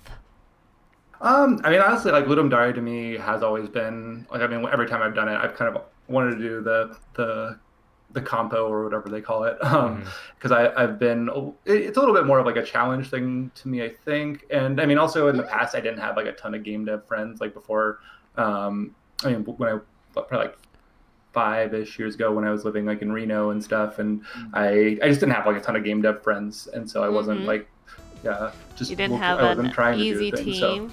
So, so I obviously like I have done team projects since then, and I really enjoy them, but yeah, for me, like all the time, like especially this one, like I've been working on a team game like on the side as my main project, and I kind of just wanted to bang out like a fun like arcade game for this one, just because I thought it'd be fun to play around with it. So that's pretty much the whole thing. My first impression is I really love the movement mechanic, like that you fire to propel, and then you have to carve a path. And you always have to be mindful of how close you are to the surface, but you also have to. There's a lot going on here for like what is ultimately like a simple to operate like control scheme. Yeah, so I mean, it's definitely very. I don't know if you played Downwell. It's definitely very, very like When I saw the theme, I mean, I won't lie, I wasn't like super psyched on the theme. It wasn't like my favorite. Sure. But when I saw it, I was like, okay. I've always wanted to do more of like a downward well type game. I think it'd be kind of fun to like do a similar mechanic and just go down. And then like I kind of got the idea of like making this sort of like digging mechanic essentially, and then I mean and then like having to deal with like your ammo as like a resource, which you can see like your ammo is in the top right, and then you're collecting the ammo when you get those little blocks. But and then I kind of had like right off the bat I basically had the digging mechanic and the and like the explosion things, like the little green like exploding like squares as like kind of like a thing that would like kind of make it more fun to dig if you had to like actually aim and like figure out like the best way to go down. That's the thinking. Oh yeah, this is fun. Do you want to mine for more weapons, or do you want to go down as quick as possible? Do you want to get the most explosions? Ellen? Until you mentioned that well, obviously explosions, but also honestly, I always go for the explosions, even though that has nothing to do with like your score in the game. The score in the game is 100% like how far down you can get. Yeah. But it is just like, I mean, sometimes I'll just go out of my way to get the explosions because I was really satisfied with that. Yeah. Yeah. I was gonna say it took me a while, and you mentioning it to realize the no. I'm going too fast. Management of the ammo. Like, what do you call it? Where is the ammo?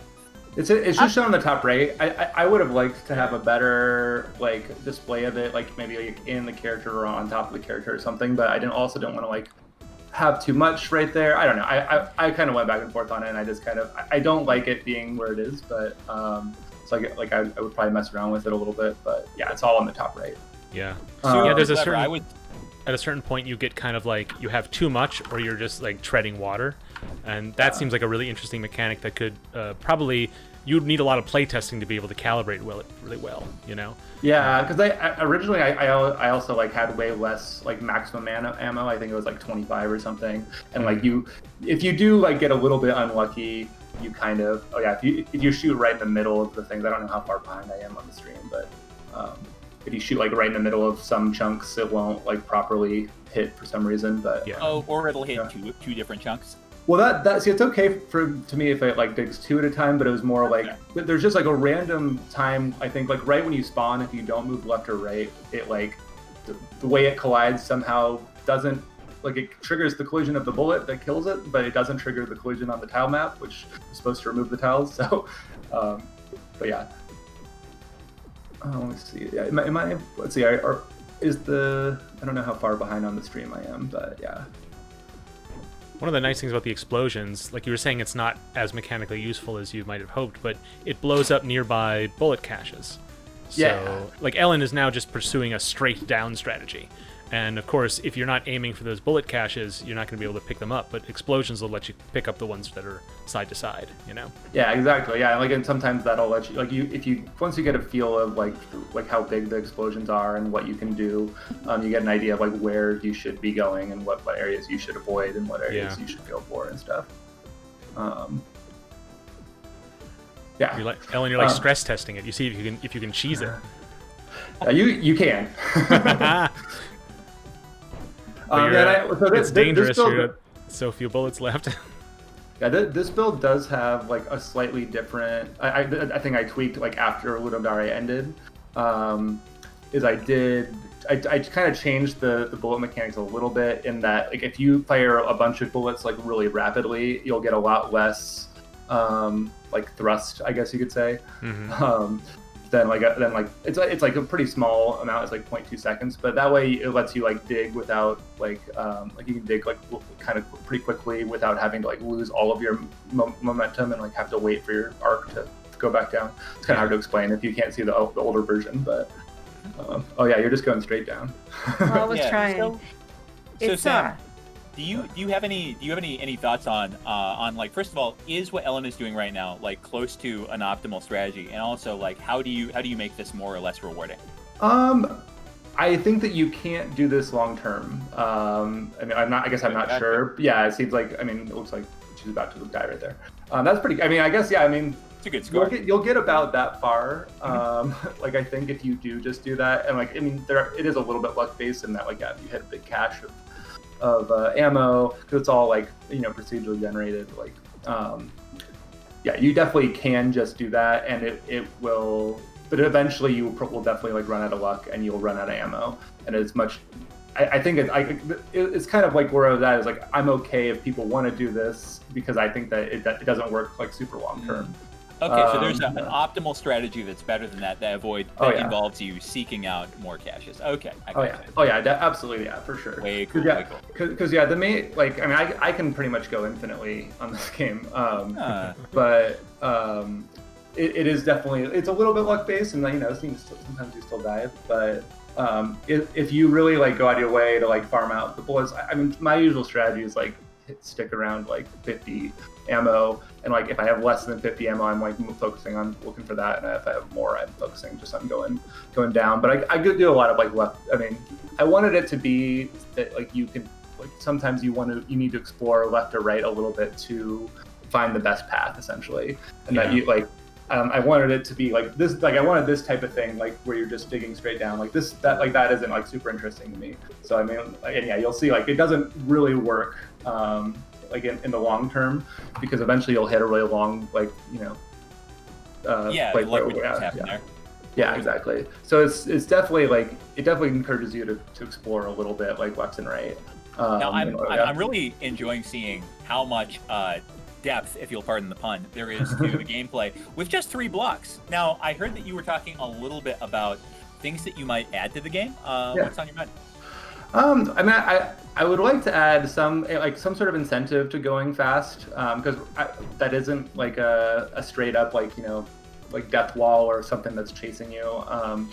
I don't really want to go that route because I think I want it to be okay for you to take a slower route, but I also do kind of want to encourage people to like try and go fast and try and like go down in a way that isn't like. Yeah, like that isn't like super slow. So I definitely want to add some sort of like power-ups or some sort of like progression. Not like anything too complex because I think I want to keep it pretty simple. But I kind of was just wanting to do something like if you go a certain distance, there's like some sort of like checkpoint like distance, like maybe like 200 or something. I haven't really figured that out. And if you go that like within a certain time frame, you get some sort of bonus. And in classic sort of dig a hole in in the floor kind of games, you're going to want to have some types of things that require 2 bullets to get through, and there's a lot of risk reward involved. Like when you see those bullet caches, you're like, okay, it's going to cost me 1 to break it, and I'll get 2 for it. So you kind of like try to do a little bit of the math live, and so having more opportunities of different things of that kind, I think would be really interesting. Yeah, I think I really wanted to just kind of lean into things being fairly simple, and like I mean definitely like I already have it like in the game coded like the tile health, and like I can do tiles that have like more than 1 shot and stuff like that. But yeah, there's a lot of like small little power up things I'd like to do. Like I mean like bullet, like how strong is your bullet, so that like as you go deeper, it would get like you would encounter more of the harder blocks. So you would need to like actually make sure you get upgrades and all that. And you wouldn't be able to just ignore everything. And I really think I wanted to like move forward with just kind of using the ammo as like a currency as well. So like I was going to have some upgrades that you like a kind of like a shop or something where you would actually like spend your ammo like to unlock something. But I'm really like wanting to like play around with this as like maybe a potential like arcade cabinet game type thing. Yeah. So I feel like it'd be really cool to. I feel like it's got simple enough gameplay, and I think the indie arcade cabinet stuff is really cool to me. So I feel like that side of things seems There's a lot of directions you can go, but there's also like a lot of ways I think I could make it too complicated. And so that's the part where I kind of struggle a little bit with it, Right. Yeah. How much interesting gameplay is too much interesting gameplay? Right. Oh, you're so close. Ellen, you had a strategy of going straight down again, but you were just positioned where you could knock 2 at a time instead of 1. I wonder if that's an even better way to cheese it. Yeah, you could. I mean, that definitely. Yeah, I think that you will eventually hit a similar thing, but There we go. If you get right on that edge, then you kind of get screwed. You can't get away with just being straight up and down, but then there is that cost to moving side to side because you got to even yourself out. Yeah. Right? Oh yeah. It is fairly floaty, and that's actually something that's like, I mean, that's just like the kind of movement stuff that I like, and that I'm used to. But I know that that's something that a lot of people have struggled with. Like when I've had them play, is just like, yeah, like you because there's not really that much like damping or like friction or whatever you want to call it in the air. Like you just kind of you have to cancel out your momentum in one direction if you do go that way. Yeah. But yeah, that is definitely something that's like probably like my own quirk that I kind of like that kind of mechanic and movement. I like it. Yeah, I like it. It's just another consideration you have to like economy, just the economy of movement. Yeah. And just look at that. Big old rock glue. Yeah, it really I really encourages wanted you to be deliberate with your motions, which is like because there's certain ways you develop the controls, and then that encourages player behavior. So you'll have players who don't want to do that, like they want to jump around all over the place, and they will be frustrated by the floaty controls. But for people who can vibe with it and understand, like, oh right, it's a little more surgical than I would have expected, then those people can really key into it, Yeah, there's definitely like a lot of like, I mean, potential for if you get the controls down, you can move left and right and like kind of do a lot of stuff that probably isn't quite as like, or like seems risky when you first start out, for sure. Yeah. Yeah, like right now, the speed at which you plummet down when you really go for it just seems like incredibly intimidating. Yeah, oh yeah. That is one thing that maybe I could like tone that down like a little bit. I will say like the max speed. Well, it depends on how much you want to encourage players to do those wild drops, because when you actually shoot, like it's not just like a basic single force. It actually does, like when you're falling down and you shoot, it does actually like reduce your velocity by like I think like half. So like you can slow down pretty quickly as you fall, and like to the point where you can like if you go really fast and you want to stop, you can actually really easily.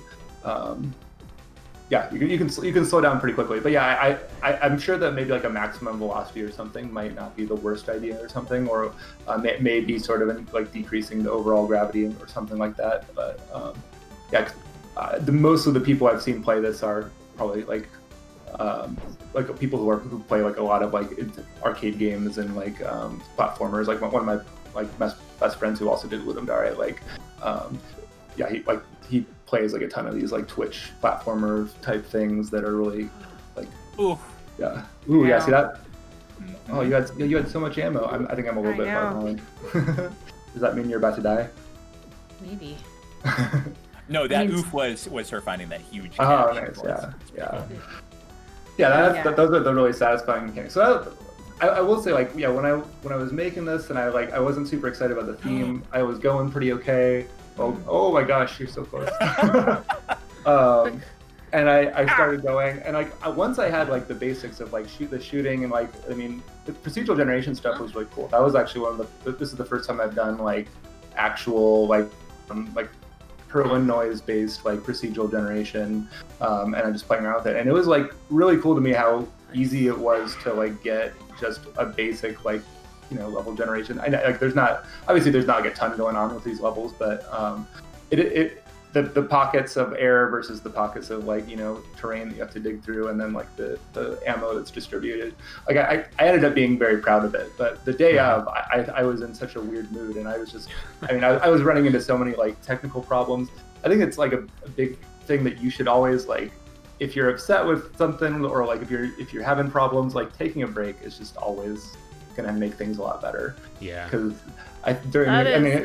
excellent advice. Yeah, especially like for I guess like it is just weird, and I've done like a lot of game jams, and I've done things that where the games sometimes don't turn out super great. Like maybe your idea was not as great as you thought it was going to be, or maybe you run into some problems, and like I've been able to shrug it off. But this one for some reason was like, I think I got excited about like a lot of the initial ideas, and like it was really forming in my mind. And then I started running into all these technical problems, and it made me like really frustrated with the game. And I like when I initially submitted, I was like, this is like maybe the worst game jam game I've ever made.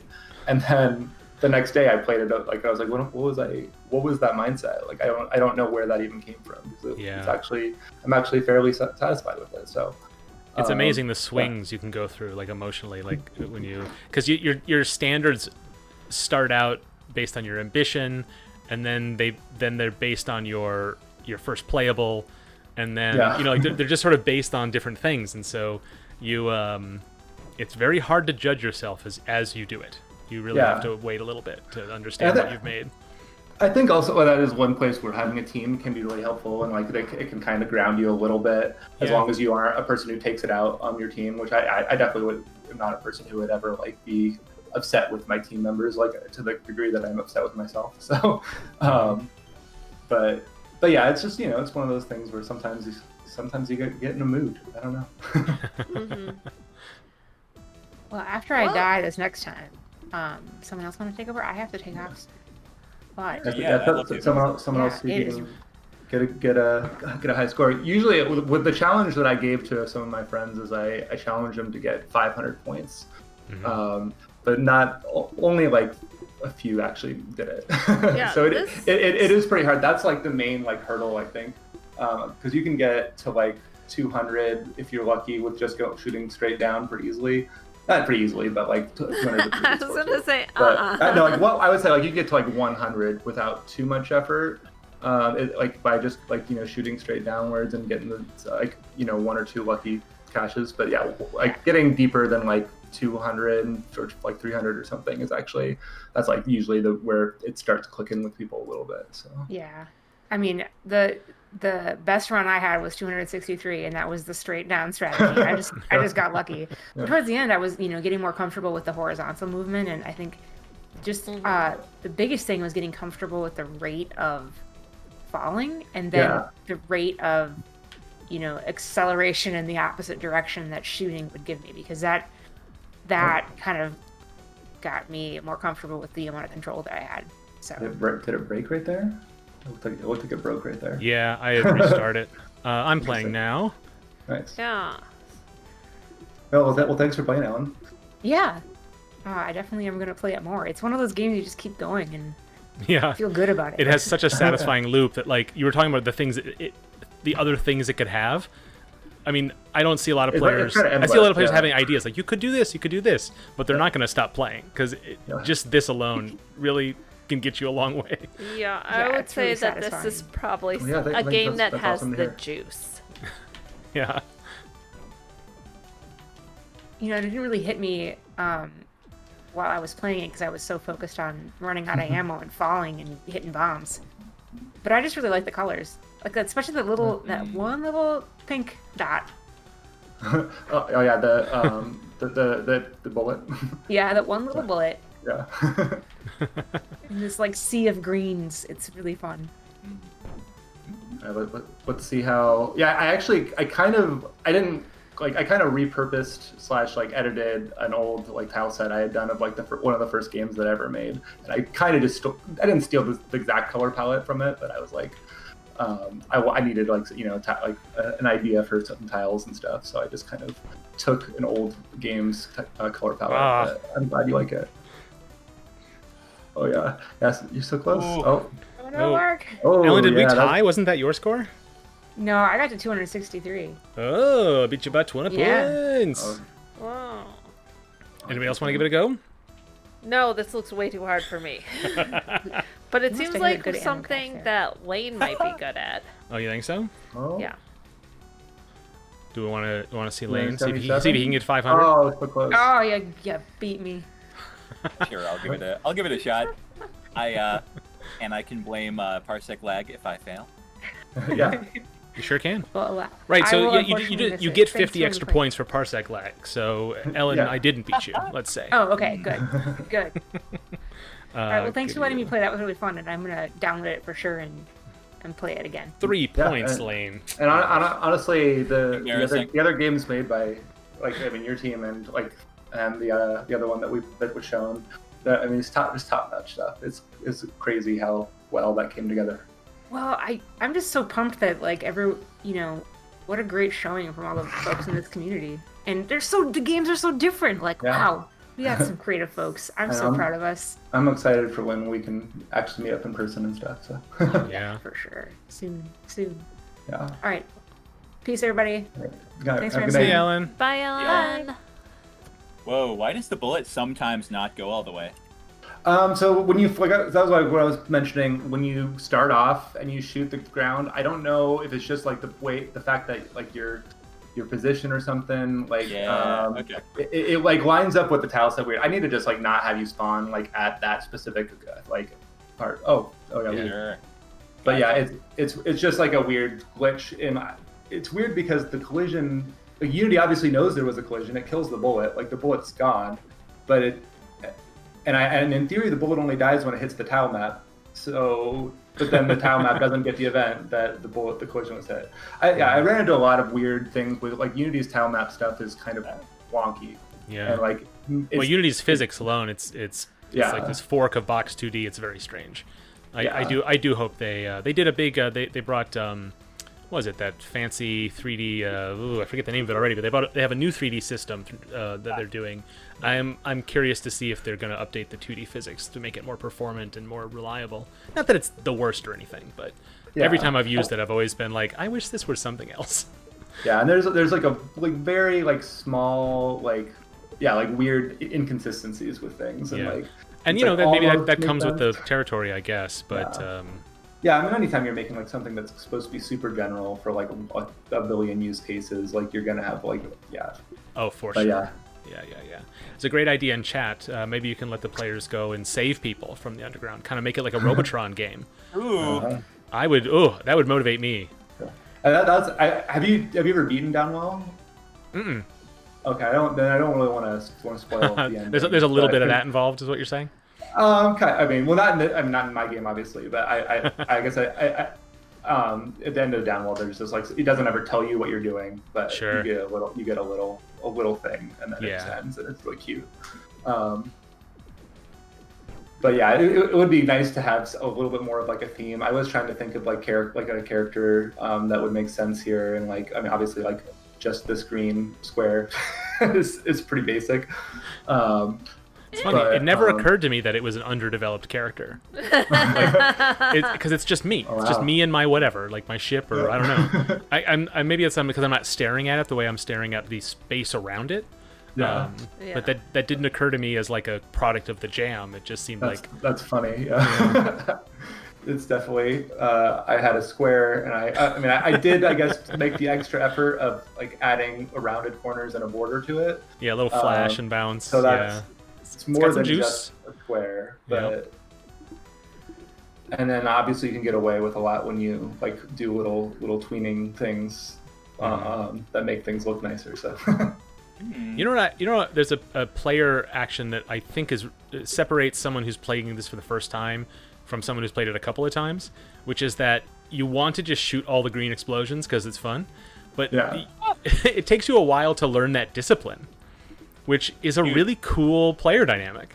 Yeah, you like even me, like I still don't have that discipline. I see like 10 like little green things together. I want to shoot it every time. I've definitely seen games where the games punish you for having fun, and I don't like that. But I think there's but just squeezing the player a little bit in that direction, and I think this is just the right amount of that, where it's like you had the fun, but it cost you a little bit, and you can decide if that's worth it to you or not. Yeah. Like at no point are you mad at the game for that calculation, Yeah. Oh, I love that it makes you do those little cost-benefit analysis. That is really fun. Jeez. Oh, you're getting far. Not gonna hit 500 though. Wow. Well done. You're so close. Yeah, when you get down to those last 10 shots, you kind of have to go in emergency mode.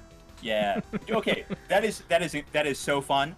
It's the sort of game where it's weird. Like watching it, I thought, oh no, this is like way too slow looking. I'm not gonna have a good time playing it, but it is joyous. I really like the movement.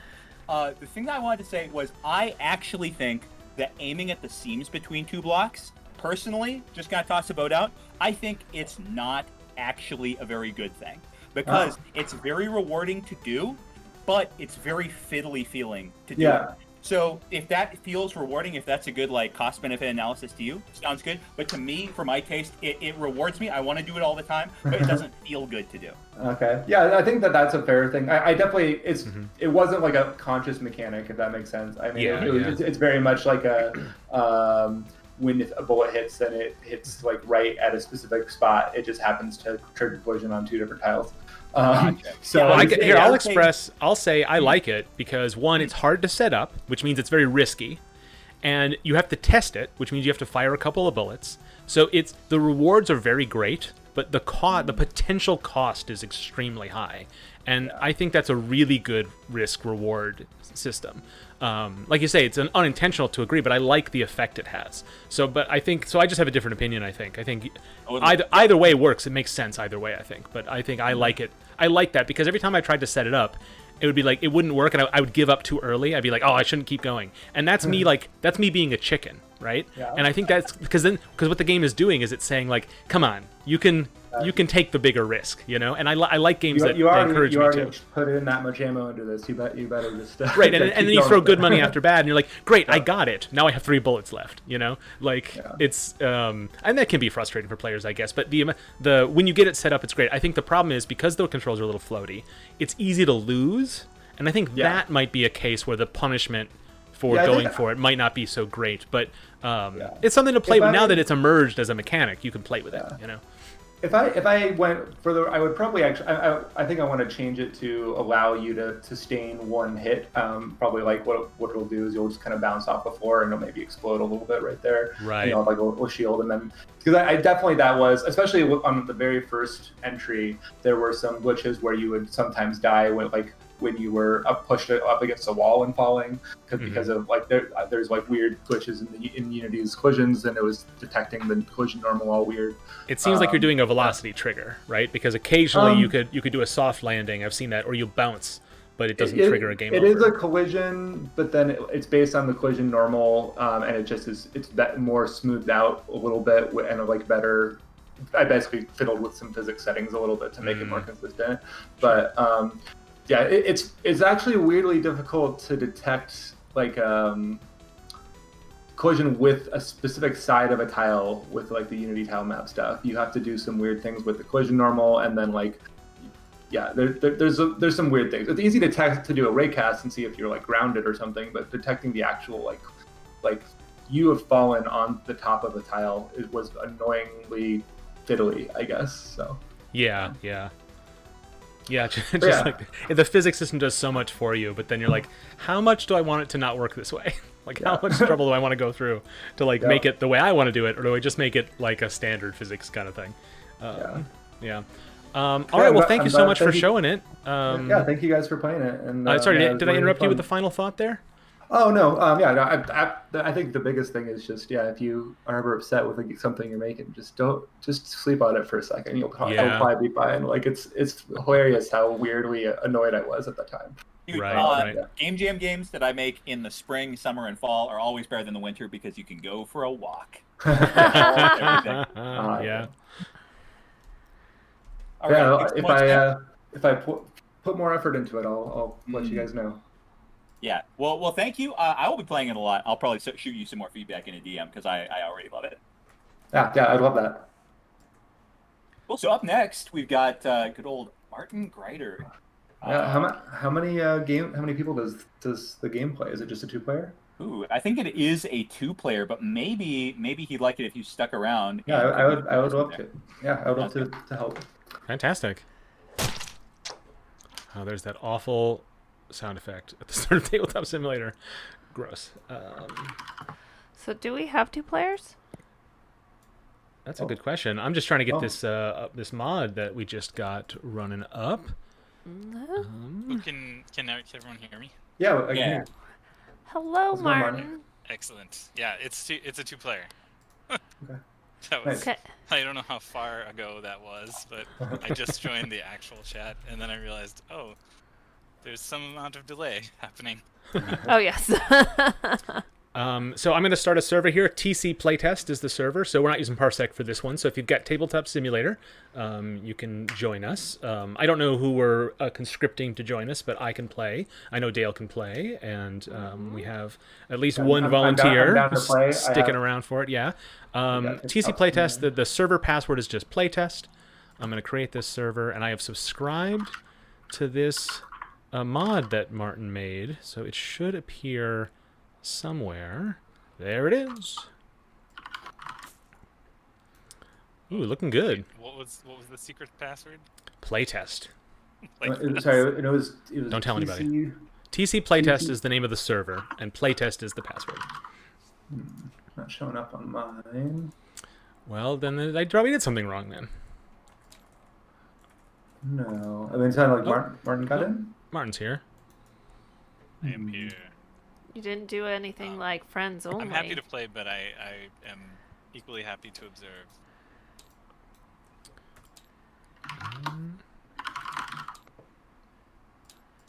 I'll give it a second. Maybe it'll load. Yeah, I had all three of these public friends invite. All three were selected, so I'm just going to do public, and we'll see server password. And we'll see if are you and Martin friends on Steam? We probably are. That might be part of why. Yeah. Oh wait, what's the game called? It's called Blither. Oh, it's weird. On mine it says it's like $$ @ laytest.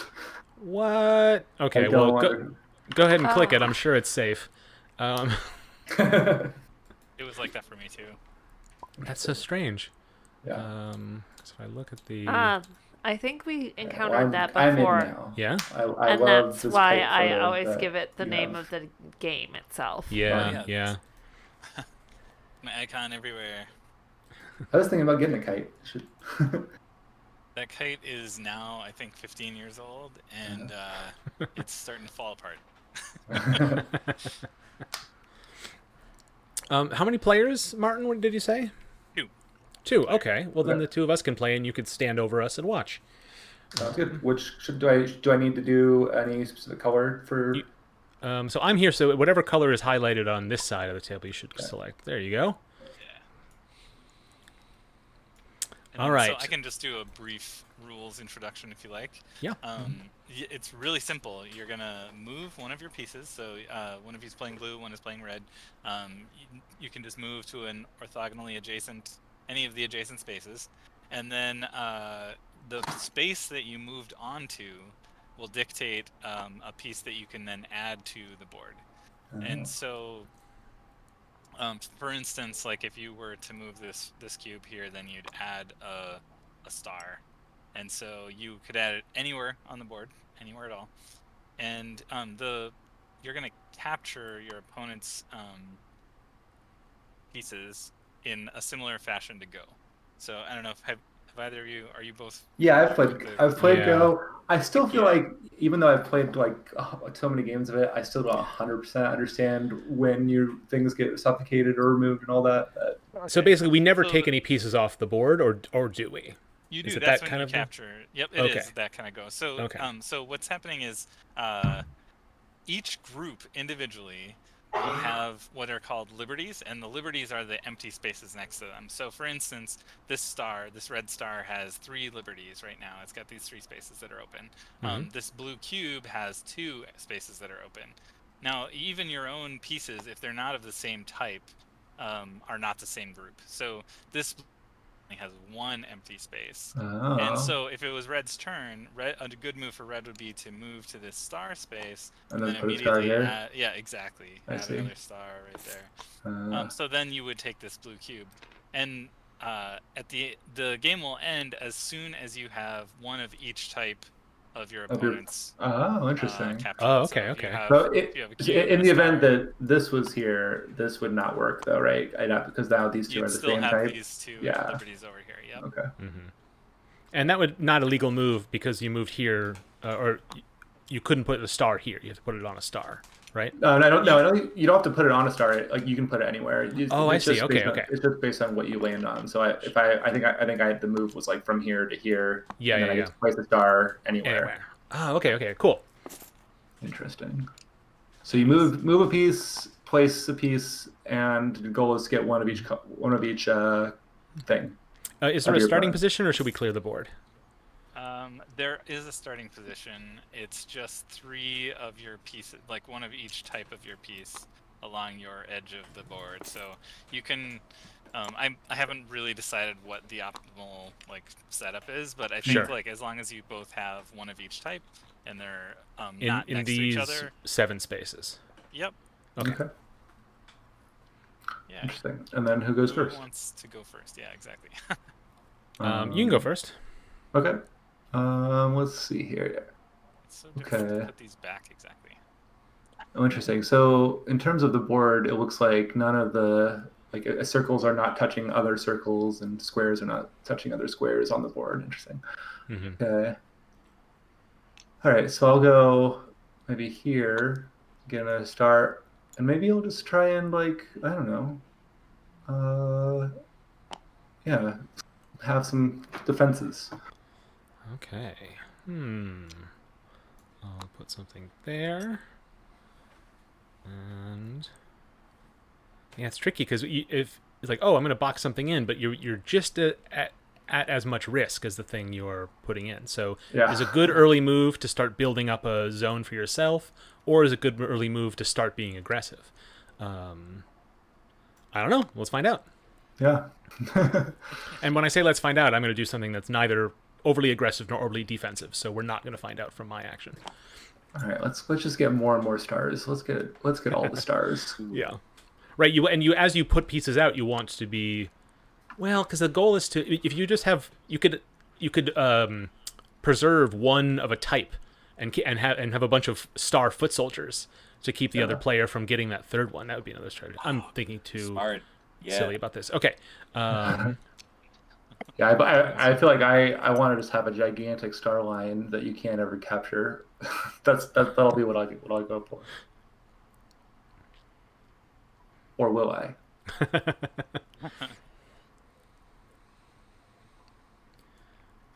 Yeah, I'm trying to approach the game like, how do I exploit this? But I don't know the basic strategy of the game, so it's surely a bad. The beginning is definitely. I'm surely going to make learning this the backwards way.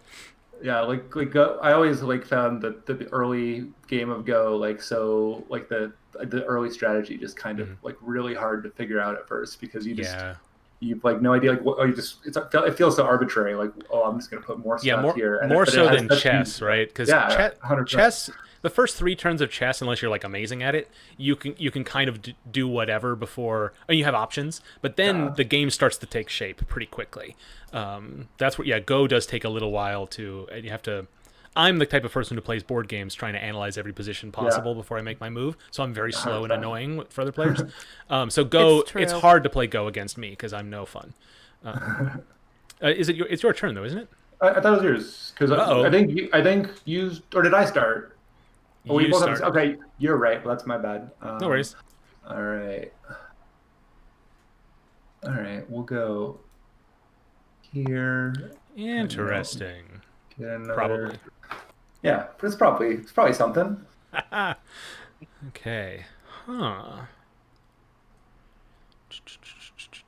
I like the idea of flanking pieces with multiple of your types of pieces. Yeah. Oh, I'm trying to decide what my strategy is ultimately, but I think I'm going to move. Martin, this looks on very first blush like you were like, I like Go, but I wish it was more about fighting and less about land acquisition. And I really dig that so far. All right. I think it's funny because you can approach Go from kind of either direction. Either it's about captures or it's about territory, and it's kind of it's both, right? It's you can't really. Can I do this? Neglect one or the other. Totally. You absolutely can. Can I get this? Oh yeah. Yep. All right. Yes. Get scar. Cool. Yeah, I was thinking about that, I was kind of trying to lure you in here, I guess, but it's kind of hard to because any lure obviously just sets up the trap for myself. And you're definitely used to my pieces are together, so they're protecting each other. How safe are they, right? if you have a big blob, you go all the way around, but it's actually not that hard to carve a hole in something like that, because especially if any piece can be just chipped away. So describing it as Go kind of biases us in a way that's probably really helpful because as soon as you learn what it's like Go, but then it can maybe it frees you a little bit. So if I put a piece here, for example, I think if you put a star, I would not be able to. You can't put a star, but you could put the other two because then they are connected to others of their type and they have breathing power. Is that what it is, Martin? That if a cylinder was here, it wouldn't be automatically captured? So okay, you're blue, right? Yes. Yeah, a cylinder would have 3 liberties. Yeah. And the cube has a ton. That cylinder in the corner is a little bit. So any space, any piece that has only 2 liberties is in danger, especially if your opponent is next. Yeah, because you can move into a space and then put the thing in the other one. Huh? Yeah, no, exactly. That the what I wasn't understanding is that if I put a cylinder here, then the cylinder's not trapped because this whole block of 3 cylinders is what needs to be captured. Yeah, that's the part I didn't quite realize just yet. So that's when you were saying earlier about your line of stars. That was what you were saying. Yeah, exactly. Got it. Okay. Well, then I guess that is what I'll do. Yeah, sure. That seems like it makes sense. Seems like it. But, it puts you in some trouble here. Like, you can just have that for a loss, or if there's some way you can get out of it. Yeah, that's the question, is, like, how much do I care about that star now? I mean, like, obviously, like, in theory, like, that is the goal, right? Like, I mean, like, you need to get a star still, and, like, maybe it makes sense to try and keep it up. Yeah, you can move it once, and I could get it, but it's going to take me 2 turns to get it, Well, no, because if I moved here, and then, like, put a square somewhere, you could move, like, I guess, like, you could move, like, the cylinder I can move this, space, and then put the star, and then it would be dead anyways. Yeah. I don't think that I can. So maybe it's unsalvageable then, yeah. Yeah. So you could basically you'd force my move, if that was something of interest to you. So maybe what I'll do is we'll do this actually. We'll do this and like I don't know. I mean, I don't love that. Well, too late. That seems like a smart. Yeah, I think you and I have both hit on the it seems like the basic copy of strategies. We're both now literate in them. But so I need to move something into a square, which means I need to split this one up. So it's not, there's some risk there involved. In order to make my honestly, now what's interesting now is that you kind of don't care about your stars as much anymore. I mean, That's a really good obviously point. They're still useful, but like if I capture more stars, I don't think that really does anything for me, right? Yeah, that's correct. But what it does is well, no, my liberties are still pretty limited with these guys. Like, you're not actually that far from being able to take my cylinders. Yeah, exactly. So, I mean, I could even go here. It wouldn't be that terrible. That's true. Well, I'll just do the obvious because just to not make things too tedious. Okay.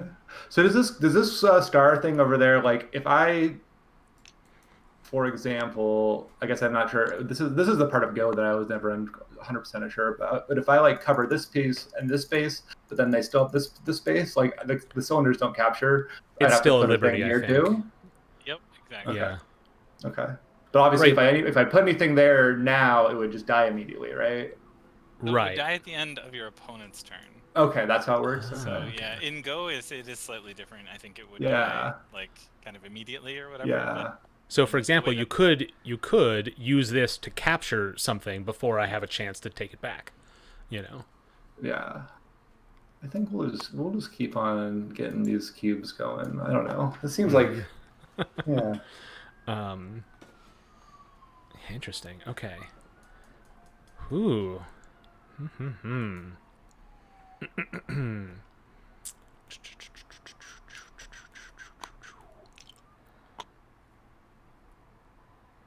It's like a really unique win condition actually. I really like the one of each shape thing because it means that like it changes things up quite a bit. Like most games are just like kill all of their pieces or kill a specific piece and it's like collect a set of them.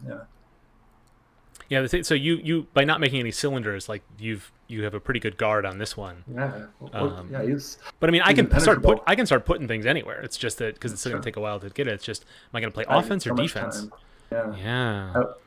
Also, with you having these 4 pillars and these, like, you actually have me at, it feels like quite a disadvantage because I also have a feels like crowd I got over a- here. Yeah, I've got a wall. Yeah. I mean, what I want to do is I want to open up this space so my cylinders have that more might liberties. be smart. Yeah, that might be Yeah. smart. Because you could fill this, and then you've got it. You Yeah, can do it. In yeah. one turn. In theory, if you don't do anything there, like you Yeah. don't fix it, I think I can get them. Right. I can move a star here and then put the cylinder here and get. What all might be your better is cylinders, to just move this here, because then that leaves more. I also don't want you to capture these guys. Yeah. So I guess I'll do that, and I'll get my. I mean, actually, this then gives the liberty. Yeah, to I feel like those. it makes sense to make big old wall. Maybe not. I don't. Yeah, it feels like that's a natural impulse, but I wonder how smart that is because we're both Right. having that impulse. But I wonder if we're just playing. I wonder if there's a more advanced thing we haven't discovered quite yet. Yeah. Let's see here. All right.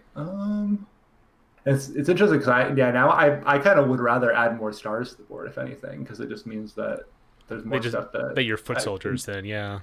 Yeah, but once you use your star pieces, your squares, they're kind of like used up until you move off of it, right? Which is Right. interesting. Yeah. All right, we'll just do this though. I don't know. Okay. That's an interesting move. What was that? It was an interesting move. Oh, is that different than a regular move? Yeah, it's got swing, I think. Oh. I don't know. Okay. I kind of just want to move pieces just to purchase one. It's kind of my goal. Yeah, that feels like that's what you got to do, like for a little bit of the game, just like in Go, I guess, like when you just like fill in space. Yeah. Yeah. Okay. I mean, this isn't the smartest. Yeah, we both have these just giant walls of things. Yeah. Yeah. It's I keep trying to I'm always one turn away from launching an offensive, but then you make a move, and then I'm one turning away from launching an offensive. Yeah, eventually the board's getting. I think that we're gonna get to a point where it'll break, right? Yeah. A pin will be pulled, and things will start falling apart. Yeah. And it looks like right now, Sam has a lot more nonsense moves that he can make because he's got more territories. So Yes. eventually your hand is going to be forced. Yeah. That's the dream. Right,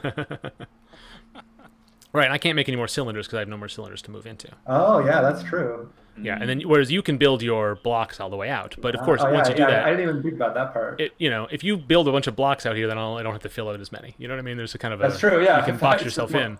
Yeah.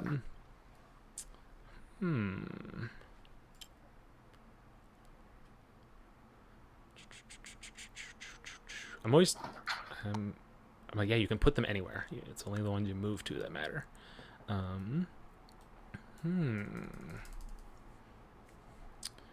Yeah, I'll move there, and I will take one of these doodads and put it in some place, I guess. Oh wow. Come on over here. This side of town.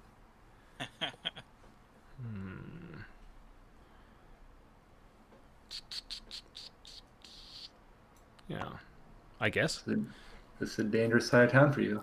Yeah, so now you've got, it's going to take you a little bit to fill that in. Not a lot, but a little bit. But now I'm forcing a move on you.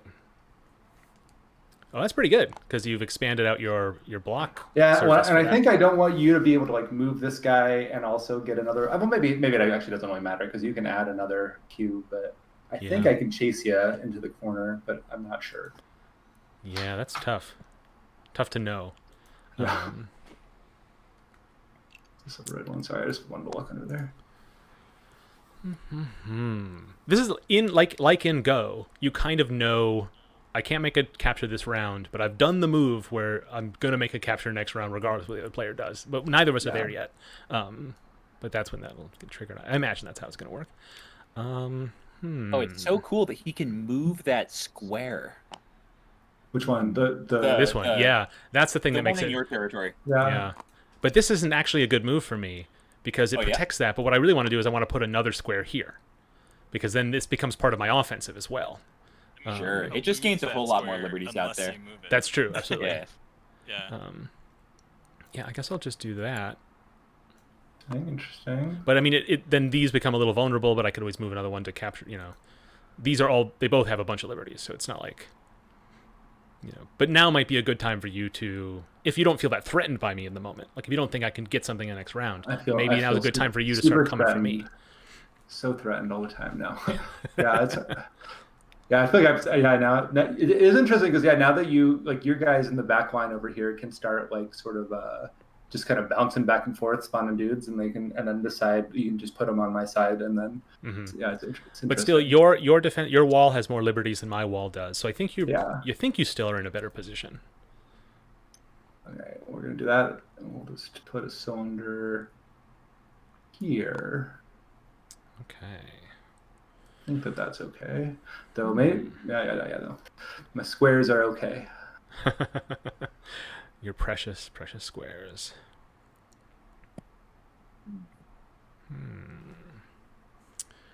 Yeah.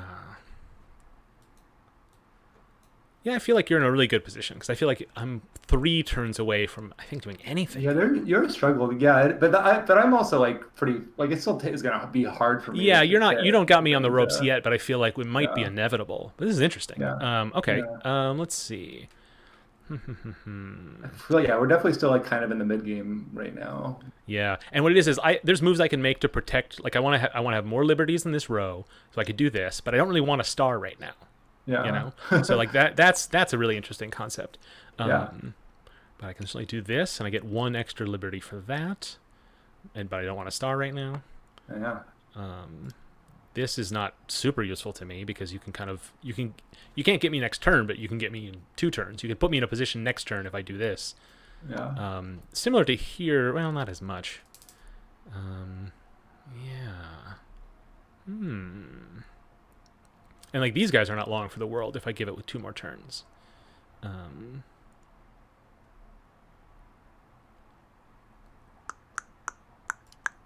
Wait, so Martin, you said that you initially had this like a 6x6 or like a 6 length pentagram board. Hexagon, but yes. Hexagon. Yeah, sorry. Yeah, that one. The one with 6. Oh, interesting. But this size seems pretty okay to me. But it's hard to say. Yeah. Yep. But I mean, like whenever I played Go with my dad and stuff, like we would play like with like a much smaller subset of the board typically. So it is always nice to have the option. But in theory, you could do that with a bigger board. You can like have a subset like of the hexagons that like are blocked off or something. But Yep. Yeah, if you look at the playtest document, it includes a board that's 6x6x6. And the first way that I designed it, which is in that document, it's like each of the pieces has a texture, interesting, rather than a shape. Okay. And I like the shape a lot, but I think it's impractical for like a print and play. Like I wouldn't want to be cutting out stars, Well, you can do triangles, right? Yeah. Triangles would be okay, but I mean, I wouldn't really want to cut out circles either. That's true. This is an interesting move for sure. I thought it was, for some reason, like really close to zooping this up, but you can, because you just need to. You can get one away. Any guy I remove like adds liberty, so like I'm only being able to add 1 right now, which is interesting. Yeah, I mean, well, I was assuming you'd use your sacrificial stars, but that's a whole nother deal. Yeah, you could put this in jeopardy. You could put these in jeopardy, but you can't capture. This is an interesting move because if it's a little scary. A little scary. All right, what I'll do, I think I'll just do like star square. Yeah, that seems good. Sure. Okay. Ooh. All right. Let's see now. How am I going to do this thing that hopefully, I wonder if viewers have caught on. Ooh. And the top piece you have there, Mark, is 1 move away from dying. This one here? Just thought I would point that out. That circle? Yeah. Yeah. No, it absolutely Be is. rude here. Yeah. No, I assumed. I was just trying to eat his turns. Yeah. I like this move. I thought this move like gave me worry because these guys are starting to get a little bit like it does feel like once like this big old my Great Wall here like goes down, like if one of our walls goes down, it might be the end of the game pretty much. But yeah, right. What I shouldn't have done is put a circle there because you need that. I need that, yeah. A square, a star would have been really good there, yeah. Yep. I probably could have, but yeah, I think I just missed the trick, which is okay. First game. So the question then is, what would give you the most headache, right? Because if you're going to take it, I want to force you to. But I wonder, I'm not really in a good position. I can't take these in a turn. I mean, I could just go here and then let you... It feels like, I think I'm going to get that no matter what. No, that's true. I'm just kind of like, is it useful for me to engineer its capture, right? What spot you need to put in to ensure that happens. That's true. That's advanced. It's pro strats. Yeah. If only I was a pro, then I could use those pro strats. But that's unfortunately no. But you're thinking one step ahead. That's the first step. Yeah. I'm not even there yet. I'm just like I want to get him. I'm gonna get that piece. Yeah. Well, I don't mind giving away strategy. I'm thinking out loud because like these guys are in danger too. So what I could do is immediate danger. Right, but what I could do is I could put something here. I could put a pillar here, which would make them in grave danger. But then what it would do is it mean that you wouldn't want to put anything here because then I would get these. But you could capture these before I could capture those. Right. I think so. That's not really useful. Can you rig it, Mark, so that after he captures that guy, that you can guaranteed get the cylinders on the snapback? I don't think so because you get all three of these. Like if you that's a really good question actually. You know what? Actually, yes. Sort of. I could. Sort of. I could. Yeah. Well, I'll leave that one alone then because I think that's probably the best way to do it. And I will go there and take a star and put it.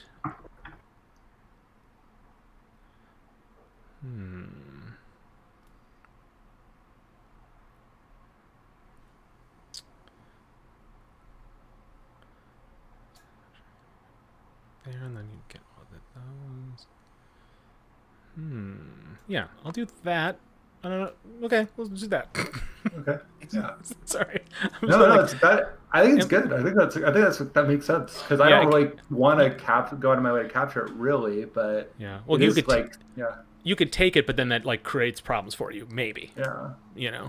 All right, so I think I want to get the cylinder. I think I don't, but it is weird because I in order to do it, the only way I can do it is with this red cylinder. Like that's my only way of getting him, as far as I can tell. Oh, by moving him here, you mean? Yeah. So I think that's what I'll do. Is we'll just do this. We'll get a cylinder. We got that, and then this one's mine. Okay. And now let's see what grave danger I'm in. Well, you're in a little bit of danger because I can take these stars now. Yeah, we could but take them. You don't need the stars. Mark. No, it's just that it frees up the board. That's true. That's the thing. It's not the best outcome for me, but it's not bad. Because you need these stars to take it gives me a ton more liberties. I like that they're there to like kind of work on your. Though I guess I don't really care about the cylinders anymore. So. Yeah. Or I can capture your cylinder. Can you? Yes.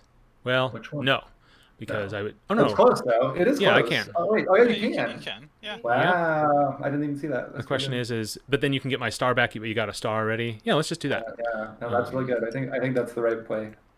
Maybe I'm wrong. I get this one too. That's true. Yeah. This one. Wow. Murderous rampage. Yeah. All right. Wait a minute. Hold on. This was here, right? Yes. Then I also get these Oh yeah, cubes. How does this work? Did they just all remove? No, the cubes have these spots. Oh, they go all the here. way down there. Sorry, I'm losing track. Yeah. But so it just is like all of them that are suffocated, or like do you move them one at a time? Okay. So yeah. Yeah. That makes sense. I just wanted to double check. All right. Dang. Okay. Okay. Well, these are just waiting for you to take. I know. I mean, you'd think so, but it's hard. It's hard to get them. Yeah. And But also, I mean, if you start going for them, then like it puts me like emotionally on the ropes. Yeah. So even if you don't think it would be the best play for you, I mean, we're just talking out in the open now. But if you just wanted to make me nervous, force me to take some risks or something, you could make me play that. Yeah, you've really got. I mean, you've got a lot of stuff going on for you net right now because of the. My cylinders just like actually are kind of intense right now. They're kind of having a hard time right now. Mm-hmm. And you really engineered a tense little situation here, haven't you, Martin? Yeah. All What right. did I have to do with it?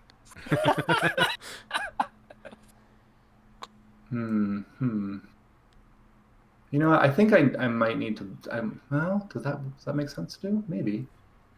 Sorry, I'm just gonna go for it. Okay. I think I'm just gonna. I want more squares. I just want more squares. That's probably the wrong way to think about this, but I want. Wait, did you just move this or not? No. It was here already. Okay. I was thinking about it, but then I put it back. I see. Yeah. Yeah. So I think that I'm gonna. Oh, but if I put this, no, you already have the cylinder. Just it doesn't matter. Mm-hmm. We're just gonna pop over here. We're gonna get another cube. I think I want this here? Question mark.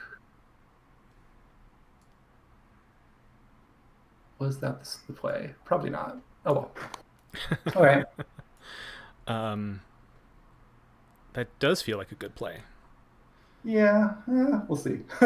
Well, see, the thing is if you want to capture these, in order to do it, you also kind of need to make these vulnerable, even though they're enormous. You'd still get it before I do, so I don't think you're at much risk. But like the as you capture these, but this would be a better than say put it here. I'm at more risk than I would like to be for sure. Mm-hmm. But you have no freestanding cubes. I gotta get the whole thing to make this work. Yeah, I was feeling very secure, and then you got that cylinder, and that I didn't even see. And now, I mean, now all you have to do is get a cube. So yeah, but I have to get all your cubes because you don't have any freestanding ones. That's true, but it's getting easier and easier. Yeah, I still think you're gonna beat me to it. Well, let's see. Because if I try any movements here, then it'll just block off one of these, and then you can get it next turn.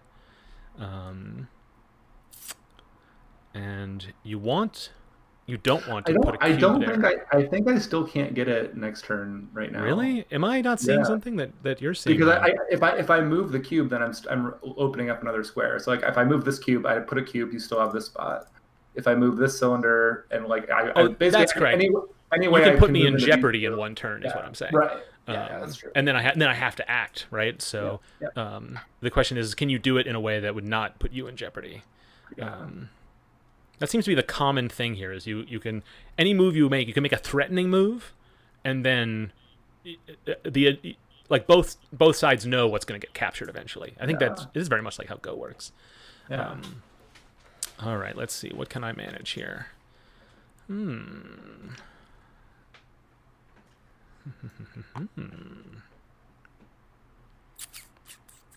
Well, these are useless to me because these are more tempting targets, so I don't really have to worry about protecting these because it'll take you too long. So I could take your stars. I wouldn't want to because they're blocking off those cubes. Don't take them. Get them out of there. Right. I could do a maintenance move, which is probably smart, where I can... Yeah, that is what I will do. I mean, no, that's a bad move too. Huh. Yeah, as you block your opponent in, then you start... Yeah, so to some extent, it's like force your opponent to make the bad move. I think that in chess they always called it zugzwang, where it's like no matter what move, like all your moves are bad. Yeah. Okay, I am gonna do that move. Oh, interesting. You still have to, because there's 2 here. You have to move in. You're still 2 turns away, I believe, from taking these stars. And then it also, when you go for these, that makes it easier for me to capture yours, I think. Can you capture mine right now? I think you're still a turn ahead of me. I think that's what's going on. I'm not doing the math, but I feel like you're still. It's just which one. Yeah. I'm waiting for you to go for it, basically. Like I can't go for it till you go for it. I think. Because if I go for it, then you could just capture my squares. Because so let's see. Right now I got 1, 2 spots, but you would have to move this piece to So you need to put a piece here. You can't put it. That has to be your final surrounding. Correct. One, right. Yep. So, but I can do that if I have I could do that with any piece. So basically, if you try to capture these, you can move one of these and put that there, and then I can get you on the next turn.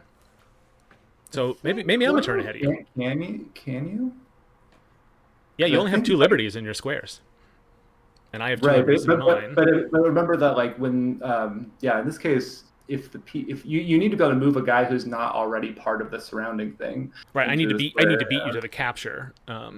You can't get me on this turn, but if you want to threaten me this turn, I think that if I did this, maybe I lose right now and I'm missing something. But I don't think that you can get me here. No, I think you're correct. Yeah, I think that's the move to make. But now I'm done for next turn, so I think you win. But let's play it out. Yeah, let's see. Because there might be something sneaky you can do. I don't know.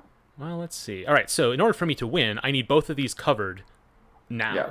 So that's impossible. Right. Yeah. So you winning this turn, I don't think is possible. But can you survive another turn is the next question. Right. So what I should have done is gotten rid of this cylinder. That's what I should have gone for, because as a defensive move, it would have taken me 2 turns, and you could have played against it. But that could have just maybe opened it up a bit. So that might have been where I went wrong. I could split this up because you're gonna get it on the next turn, but that's not. There's no help for me there. Me getting 1 cube or 2 cubes is the same, pretty much. So yeah, there's really no way to save these because the only move I can make is here, and then you can capture either one of them, and you've got it. And I can't move this here and get. I mean, I could put another cylinder there, but it's still not gonna matter. And you can block yourself, but if you block me, then you win. What I can... Right, because if you put a thing here, then you've gotten this, and that's your liberty. I can just move this cube here. And Yeah. All right, well, I'll just go ahead and do the classy play. So I'll put this here, which means that... actually... almost rounded. No. If you put it there, it doesn't... I think does it get captured at the end of my turn then? No, you still win. Yeah. I'm just trying to like. Yeah. So you're still the most exciting ending. Right. And you can move this star to get another liberty there. So you're. Just out of curiosity, I mean, I don't know, Martin. If I went here, get a star, and put the star here, would that star die first, or would everything that Only your opponent's pieces are captured at the end. Yeah, you'd still win.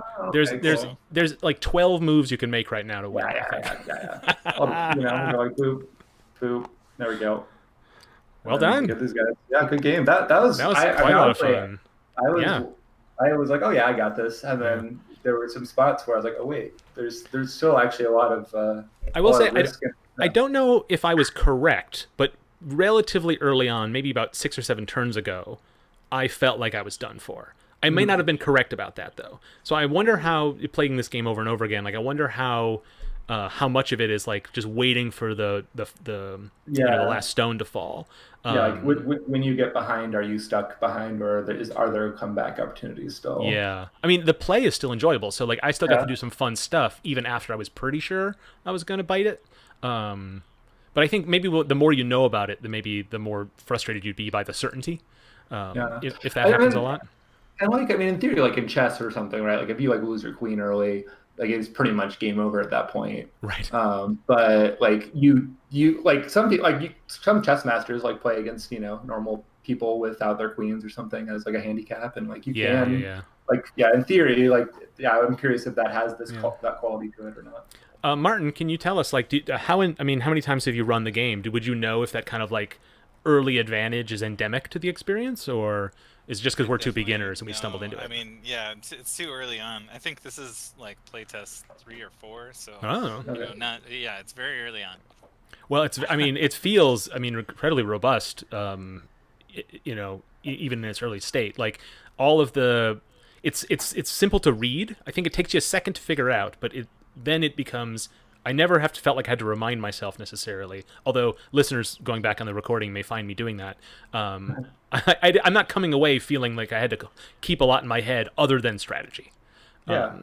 And I think that's really, really cool. Yeah. Once you got it, you got it. Pretty simple. I think I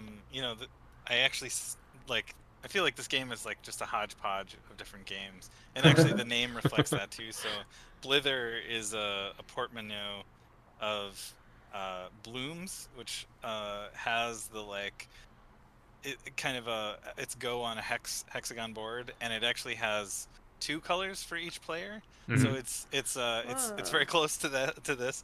And then Slither is a game where you move a piece and then you add a piece, with a totally different type of goal. Yeah. But so the only innovation here is the board, and that there's 3 of each. That players have 3 types of piece. Yeah. I really I like the way that you want more of each piece kind of, and your pieces obviously are working together to take out the other pieces, but then they also get in each other's way. I think that's kind of cool. Yeah, and don't knock that innovation of the 3 types. I think that is really valuable. In chess, different pieces have different point values, but also value to you in terms of the strategy, and that's happening here in a way that Go doesn't have. I really like that. Yeah, I think it's really interesting. I didn't really expect. When you started putting the pieces in my back line, I didn't really expect that to be as annoying or as much of a hindrance as it was. I was like, oh yeah, those that means I can get those more easily, right? But that definitely wasn't the case. That just kind of added more worry, and that was really that's really interesting. And also, I wasn't as willing necessarily to make that strategy and my mistake was putting squares back there, right? I should have put stars or maybe cylinders, I wouldn't. In any case, I wasn't willing necessarily to make that move until you captured something of mine, and the seal was broken on my flawless victory, in a sense. If that makes any sense, right? Yeah. As soon as you lose your first pawn, you're like, oh, pawns die. Okay, I can play this. Yeah, it's fine. That's how it works. Yeah. Do we have another game coming up after Well, this? thanks so much for playing. I mean, what time is this officially 9:00. So we've got enough time to get Charles on board to play his game that he brought in. If there's final thoughts you have, now's the time for them. Yeah, no, it was great to see you guys playing and talking through your thought process. So thanks for that. Yeah, this is really cool. This is also my first tabletop simulator mod. Hey, congrats! It was really well. Isn't it fun to work with? It was 3 hours this afternoon. It's not at all fun to work with. It has its own quirks, but in this year of the pandemic, it's been really valuable to. So far.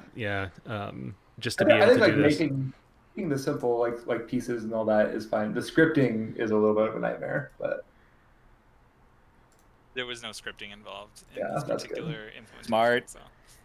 So smart. I'm glad you did the snap points though, because that could make it a much less frustrating experience. Yes. Yeah, for sure. Yeah, no, this has a ton of potential. I like it a lot. Mm-hmm. I couldn't have asked for a better opponent. It was very much fun playing against you and also chatting it out. This was great.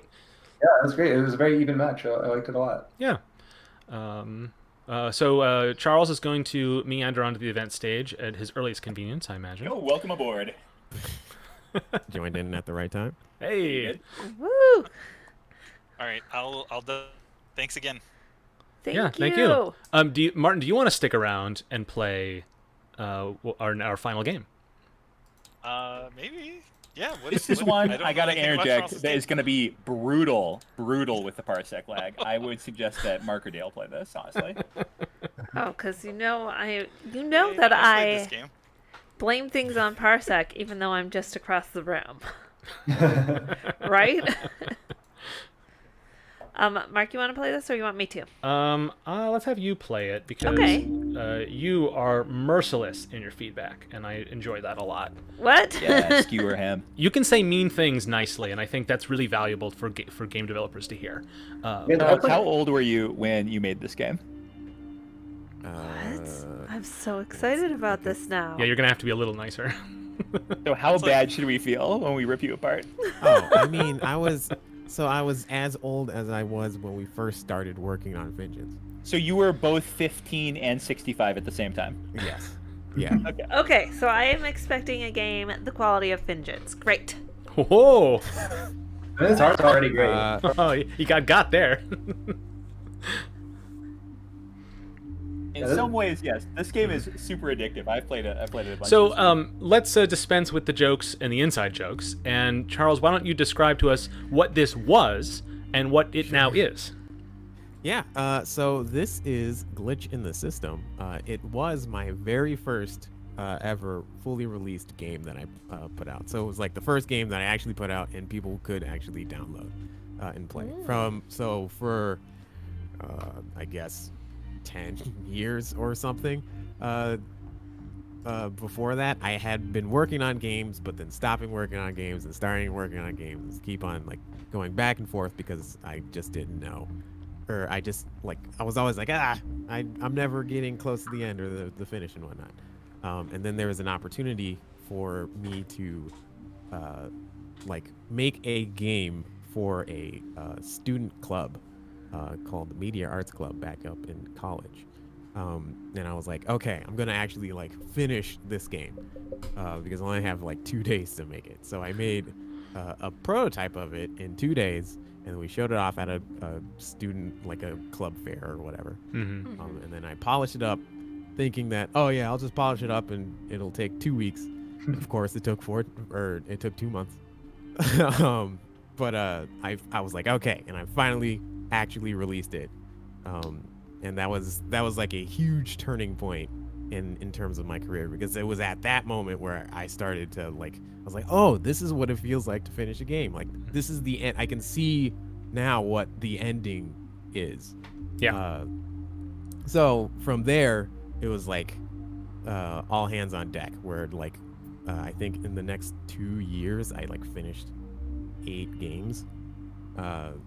And it was just a huge turning point, or a huge switch in my head that just turned off. It was like, oh yeah, okay, yeah, this is what I should be doing. And yeah, so this is the very first one. And then this is part of a project you've been doing recently, which is to take some of these old projects of yours and polish them up and put them out again. Yeah. So this alongside Meet Ava the game and a third game that I actually never released. But all of these things were lost to time. So Glitch in the System, I was a broke college student at the time when it was out. It was out on iOS and Android and the Windows Phone. Yeah. And I could not pay the annual Apple fee for it to be on the store. So eventually, after a year, it got removed from the store. That's why my iOS apps came off the store too. Yeah.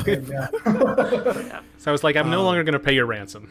Okay. Yeah. So can I jump and then in here? after a while, then Google removed the game because there was some updates that had to be done, and then Sure. I just was I think it came out at a time when I was swamped with a whole bunch of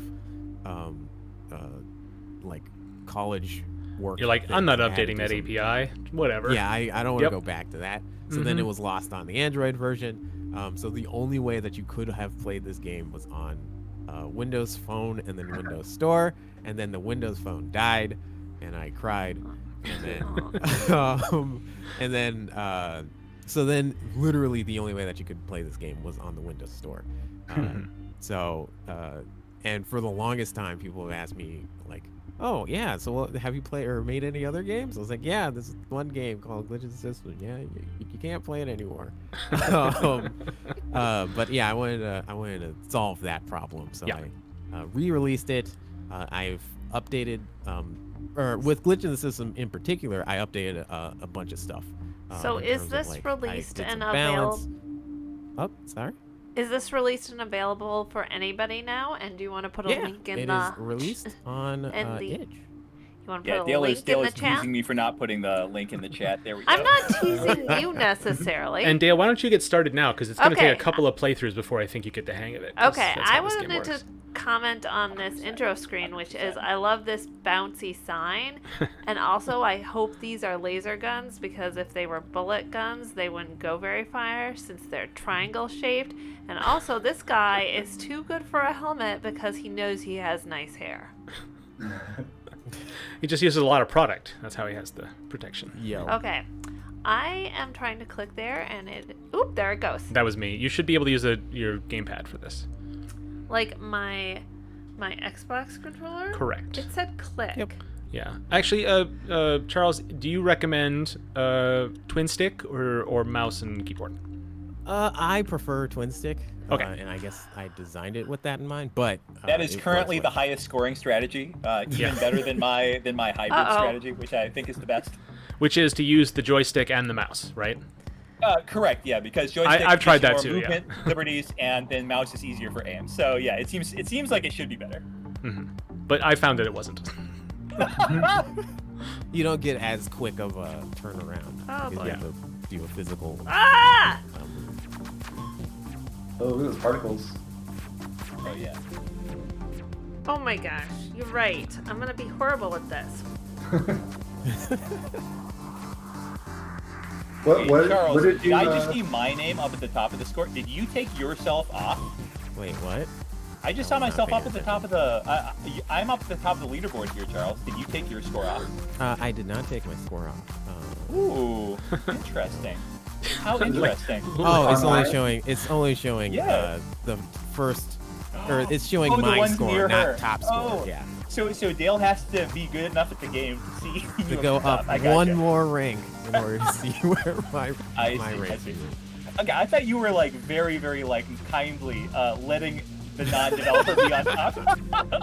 But now I see the truth. Oh, how do I change my thing? Change your what? Okay, so I see Lane up there at number 2, and I am now AAA. Yes, but that was when I was playing earlier, so that's my high score. Ah. Oh my gosh, that's 10 times as much as I have. I don't know why you wanted me to play this. This is way too hard for Dale. Well, because sometimes, people need to hear that this game is too hard for Dale. Also, I didn't know how to shoot, but you press the button. This seems like a very dangerous situation if when you turn, you also have to shoot. Imagine if that's how a gun worked. You know? So a couple of things I learned playing is that, and correct me if I'm wrong, Charles, but bouncing into an enemy does not hurt you. Only their bullets hurt you. So there's some strategy where you can kind of like cheese your way by circling an enemy and they won't ever kill you. It only lasts so long. And then the other thing is the rapid fire power up I found more valuable than the more damage power up. So how did you... And there should be more health power ups. You're way too stingy with those. Ooh, disagreed. No health power-ups. Yeah. What? No, because when they appear, they're always in the middle of a bunch of enemies, and it's a risk to go get them. But when they only show up once in a blue moon... Oh, I agree. They are a good part of the game. I'm just saying I don't want them because they're worse than the other power-ups. You think so? That's they're because so much Lane's worse. really good at everything. I'm not good at anything. I need to go get this. Run away. Okay. Well, it's definitely a game where like a wrong move can get you basically a fifth of the way to a game over pretty quickly. Yes. Oh, and just getting hit once, I think it cuts your score multiplier in half, so it's really brutal. Oh, is that what that is? Oh, that's extra yeah. brutal. Yeah. Yeah, you've noticed that like the scores are like 40, 40, 40, 40, and then like a bazillion. And that's just because if you go for a long streak without getting hit, oh boy, does it ever go up. Oh, Well, that seems to just want to point out how much that better rewards I you got. in two ways for being good. Yeah. I don't know if I like Charles that. looked pretty Boo! cool up there.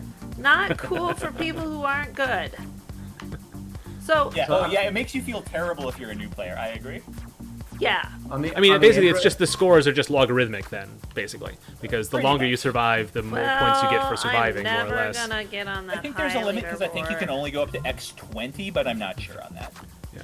Well, what I mean to say is Yeah. that there's essentially no mechanic there. So it's just a presentation, more or less. Yeah. That makes sense. Yeah. Although, Mark, what that can do is it can push you towards the strategy of not collecting power-ups right away, so that you can go on like a long life where you collect all the power-ups that you have built up.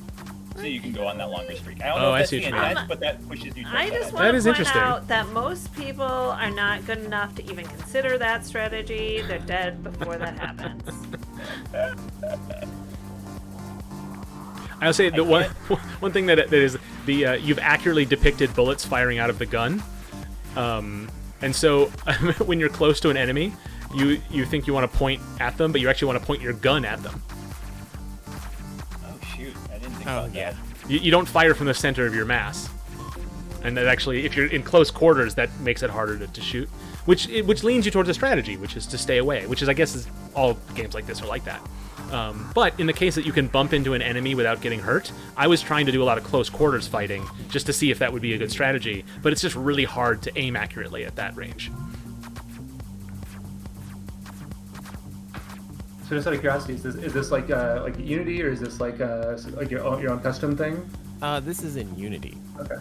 Was it so? When you rebuilt this, when you revisited it, did you just use the same old Unity version you used to have just to make a Windows one, or did you upgrade? Did you have to go download it from the public library because it's so old, or? Oh yeah, it was. I made this pre 5 point or Unity 5. Yeah. So I think it was Unity 4.3. Yeah. When I made this in, Mhm. and yeah, I had to, or I did not re-download that, but I just was like, okay, I'm gonna bite the bullet and actually update it to the current Unity version. And surprisingly, it wasn't horrible. There were definitely some bugs. The entire UI broke because this was made without. It's 3 UI systems ago. Before the UI, before the UI system, the current one. So I had to, When you say current one, you mean the one before the current one that everyone's still using? Yes, I mean the one that is the public, the non-CS one. Yeah. So yeah, so that one I had to, or I was using the GUI stuff. All of that stuff. That system is so old, I've that... literally never touched it. That's. Oh yeah. And I've been using Unity for years, but I've never touched that version. Okay, so Charles, I don't understand the title of this because this just seems to have nothing to do with systems or glitches. Dale's in a real mood right now. I'm pretty pissed because I keep dying. You're getting better. Disagree. I'm pretty sure I'm not. So yeah, the title actually came out because of the song that I made. So the song that that was, or I called it "Glitch in the System," and then as I always do with names, I suck at coming up with names. So it took me forever to try and come up with things. And then eventually, my brother was like, "Why don't you just call it Glitch in the System?" Oh, it's Steven's fault. Dale, you can tell Steven. Steven, what a terrible name. This game has nothing to do with the things. It's like it's the there's not a lot of world building in this, but the title is part of that, right? And That's the only thing. So you're giving a lot of crap, but I think there's some logic to it. It's sort of it implies a larger world you don't see, and I think that's actually a pretty useful way to give some depth to what is essentially an arcade game. Okay, so I'm going to and on summarize the story of this game based on that title. So you are an emo kid who has a laser gun and was like, I am going to make a laser tag arena, but without any things. And then your AI enemies go crazy, and then they start shooting you, and also you forgot where the exit was, so you could never escape. That's the glitch in the system. I like it. It's basically Jurassic Park, is what you're describing. Yes, but with laser tag. Yes. And also a closed room. And like, they know the way off the island. It's to get that helicopter to come rescue them. This, I'm just stuck and definitely gonna die in this room.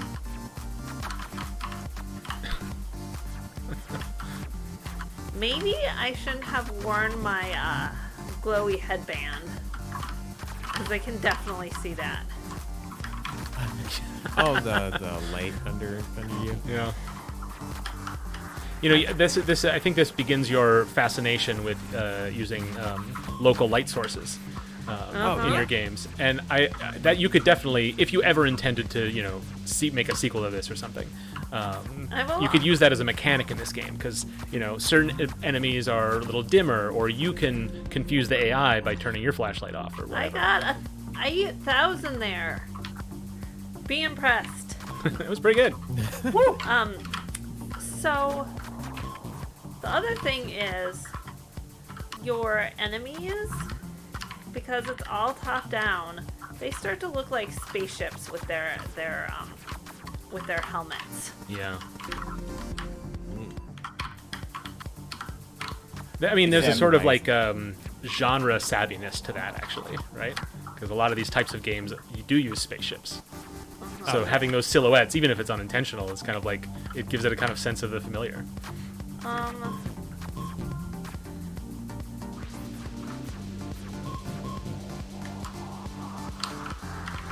Sam, would you mind going on push to talk? We got some background instruments. Yep. Thanks.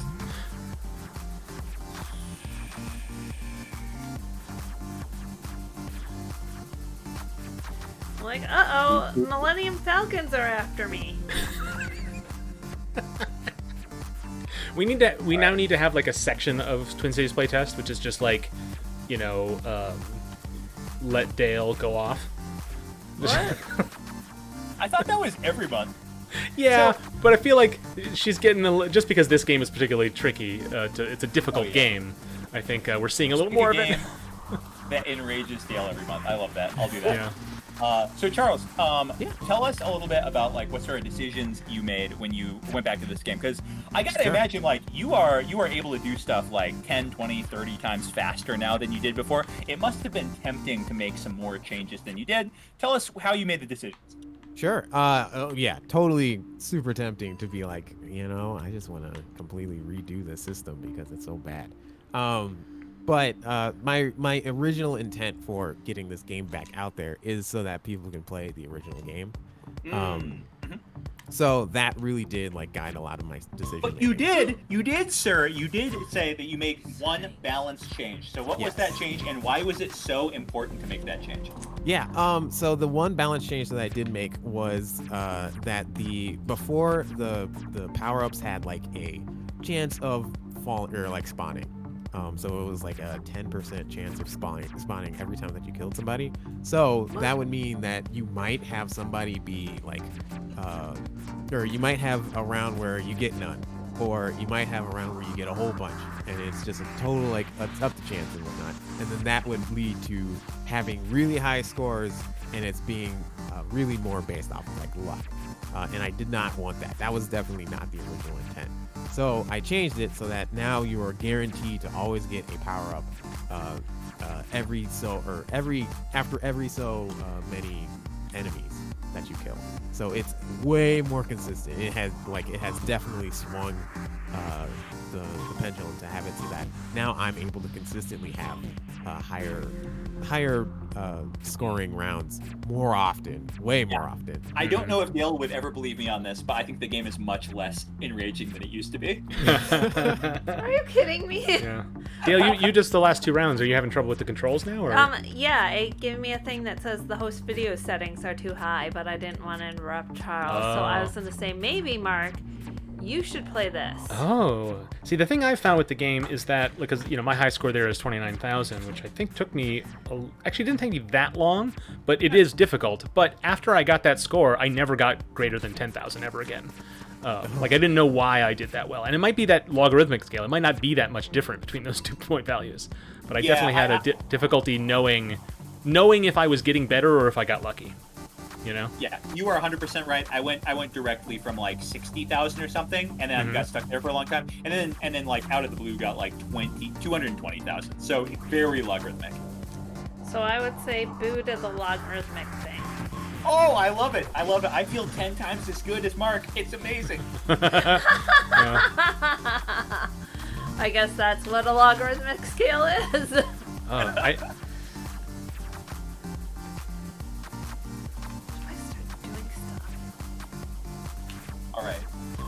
Can't tell if Mark got cut off there, but Charles, just wanted to ask you if there were any other interesting decisions to do something, not do something. What made you pick out leaderboard as being like one of the key features?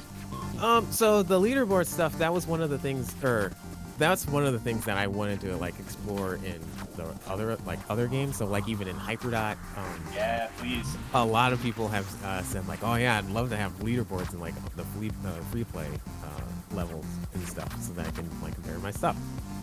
So I wanted to learn how to do the leaderboard stuff, and I wanted to make sure if I did this, what are the caveats and the things that I have to make sure are accounted for and stuff like that.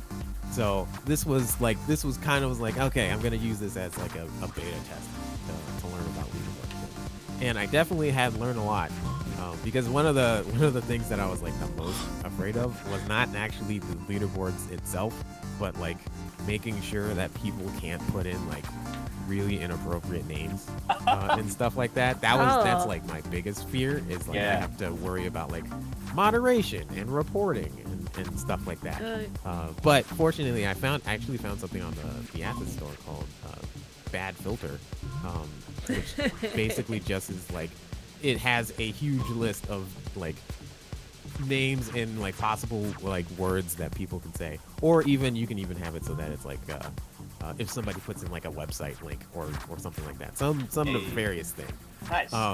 You can have it so that it's you don't get, or it'll warn me about it, and then I can do something about it. So I just have it so that it just astrophies whatever they were saying, and then if that is the case, then they can't submit that as their name, and that has worked out super well. But yeah, so the leaderboard thing was it was the main thing that I wanted to do, and I wanted to also see what happens if I did put in a leaderboard system, and how will that affect how people play the game and stuff like that. Because there used to be a high score thing, but it was local only. So it was great at events and stuff to see. Oh yeah, I got the high score, but you couldn't compare easily with your friends. Yeah, and of course you didn't have analytics in before or after that I know of, but you can see how much excitement this has given to the select few of us who are trying out.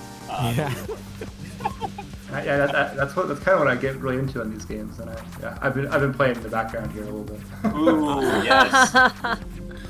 I think I made it to number 4, but it's really hard to crack that 100,000. Oh, you'll get there. The Sam Bastard. Yeah. That's almost exactly the score I was hanging out at before my Miracle 2 run. So good luck. I always wondered, do you feel bad as the developer having the top score, or do you not? Yeah, take that shit off there, Charles. But no, also it's kind of a cool thing if somebody finally beats your score as the developer. I kind of like having a beat the developer kind of thing in there. But... Yeah. So for the longest time, I was you know what? I'm not going to at all put my score up there. I'm not gonna try and get my high score or whatever. But then a certain somebody who's second on the leaderboard was oh, I want competition. Oh, boo lane. I threw it to a class of students that I had that were all Geometry Wars players, and I thought for sure they would beat me, but they haven't so far. It's pretty hard. I played a lot of Geometry Wars too. This definitely pretty tricky. This does not ease you in the same way. So far, my best strategy feels like it's just a little bit sitting in a corner and firing blindly into the abyss. But Ooh, yeah, I can't tell if that's better than just sort of like circle strafing around from the very start. well, it seems like are you preventing enemies from spawning too close? I know that there's a little like blue thing that shows when an enemy is spawning, which is really nice.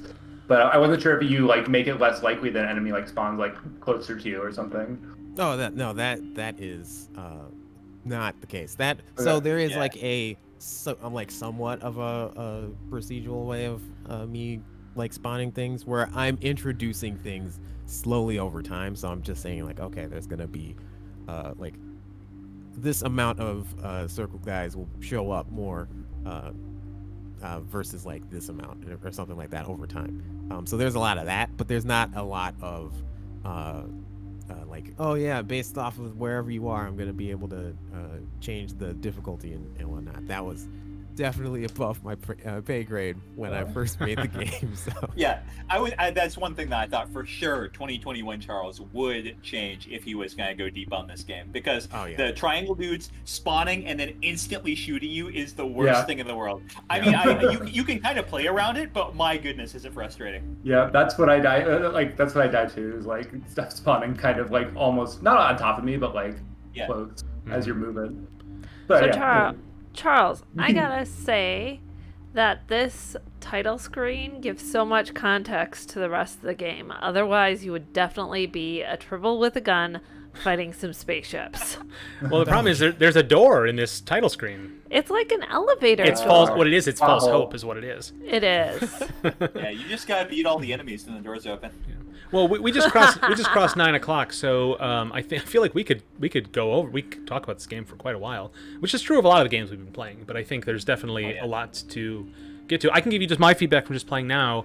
This is the first time I played full screen, and the camera's a little bit nauseating, I'll say. And I don't know if that's because of how it follows the player, or because does the player rotate, what axis they rotate on. But I'm feeling a little woozy at the moment, which that wasn't the case before when I was playing it windowed. So hint, play it windowed. Right. Yeah, I think the difficulty curve is like at no point. I mean, even when you really get really frustrated, I think it's one of those games where you never you will just play it again. Like I don't know. Like I think we can think of all the strategies to make the curve a little bit better, or to make it more to motivate you to go more. But like the loop is satisfying, and it's really easy to restart. So I think that it could use all of those things, but nothing's broken about that process. You will just play it again, and you'll never get Lane's high score, but you'll play it again. You know, like the motivations are there, definitely. Like even when you're frustrated by it, you'll want to give it another go. Good points. Yeah. Charles, for all the critiques, I mean, I think that you made excellent decisions. I think that the things that you did here were very surgical and very appreciated. Thank you. In terms obviously, of are the graphics the same as what they were originally? I have not touched any of the graphics other than I guess the high score thing. I just added in a gray cube or a gray block. Yeah. But other than that, all the graphics are the I same did enjoy the kind of colored pencil look of everything. Mm-hmm. Are we ready to go? Mark, I was going to ask to announce next month's playtest. Oh, what about next month's playtest? When is it? Well, let's check the calendar. It's the third week of the month, so that would place it at the 16th of June. Now, we've been talking at the IDGA board about standardizing when we start events, and we're leaning towards starting at 7 o'clock. So it might be that next month we start at 7 o'clock. It might be that we start at 6 o'clock again. We're not totally settled on that. So stay tuned for some announcements in the MSP Game Dev Slack, in the Twin Cities Game Dev Discord, or elsewhere. And of course, you'll still get the notification if you subscribe to the IDGA channel when we go live. I think that's all I have to announce about next month. We don't have a game lineup yet, and what's nice about Twin Cities Playtest is that it welcomes all games. So if you've got a game in development, even if it's a prototype, even if it's broken, even if it's a game that's 100,000 years old that you polished up and put it on itch just this last week, like Charles did for this game, please, we want to play it. Just from tonight, the breadth of games, from the Game Jam games to the tabletop simulator to the last one we just played. Like, I love seeing the variety, and the more of that we can get, the better. So contact Lane or myself if you want to showcase something. Yeah, I'd love to get my VR game in there. So I'll yeah, try we got to get that working. person. Listeners didn't get the behind the scenes on that, but we've been sort of strategizing how to make that work. So maybe we can maybe we can get our act together and make it happen next month. Let's aim for that. Yeah, I think that I'll just try and make sure I have a group, or at least we just need a person in VR, and then like 2 or 3 other people who are willing to who also play. But yeah, it'll happen. And it will, and once we figure out the technicalities, it'll add to our repertoire that we could host those more games. Every time we do a new thing on here, we now can do more things. So there we go. All right, Lane, you got any parting co-host thoughts before we give Dale the final word, as we must every month? I just wanted to slide in there that thank you, Charles, for giving us that exclusive Hyperdot scoop. I am excited to be a news agency right now, and I'm also excited for leaderboards on that game. Can't wait for that, buddy. I mean, I still have to try and figure out how exactly I'm gonna do that. We're all looking forward to it now. Yep. So, folks, go back in the chat log to see links for all the games we've been doing along the way. If you missed any of those, just ask for them on Discord, and we'll give them to you. Because all the games we played tonight, am I correct? All the games, well, I guess except for Martin's Prototype, all the games are just available to download. Well, Martin's Prototype, you can print and play. That is That's true. A TTS game you can just play. He also has rules in a nice Google Doc. They're also available in the events chat on the Discord if you want to check that out. Well, yeah. Yeah, and we'll let Martin decide how far and wide he wants to spread that, but he definitely has shared it in the Discord already. So that's fantastic. So give any of these games a go if you liked what you saw. Otherwise, I guess we'll see you next month with a batch of new ones. Dale? 1, 2, 3, 4, 5. That's the stupidest combination I've ever heard in my life.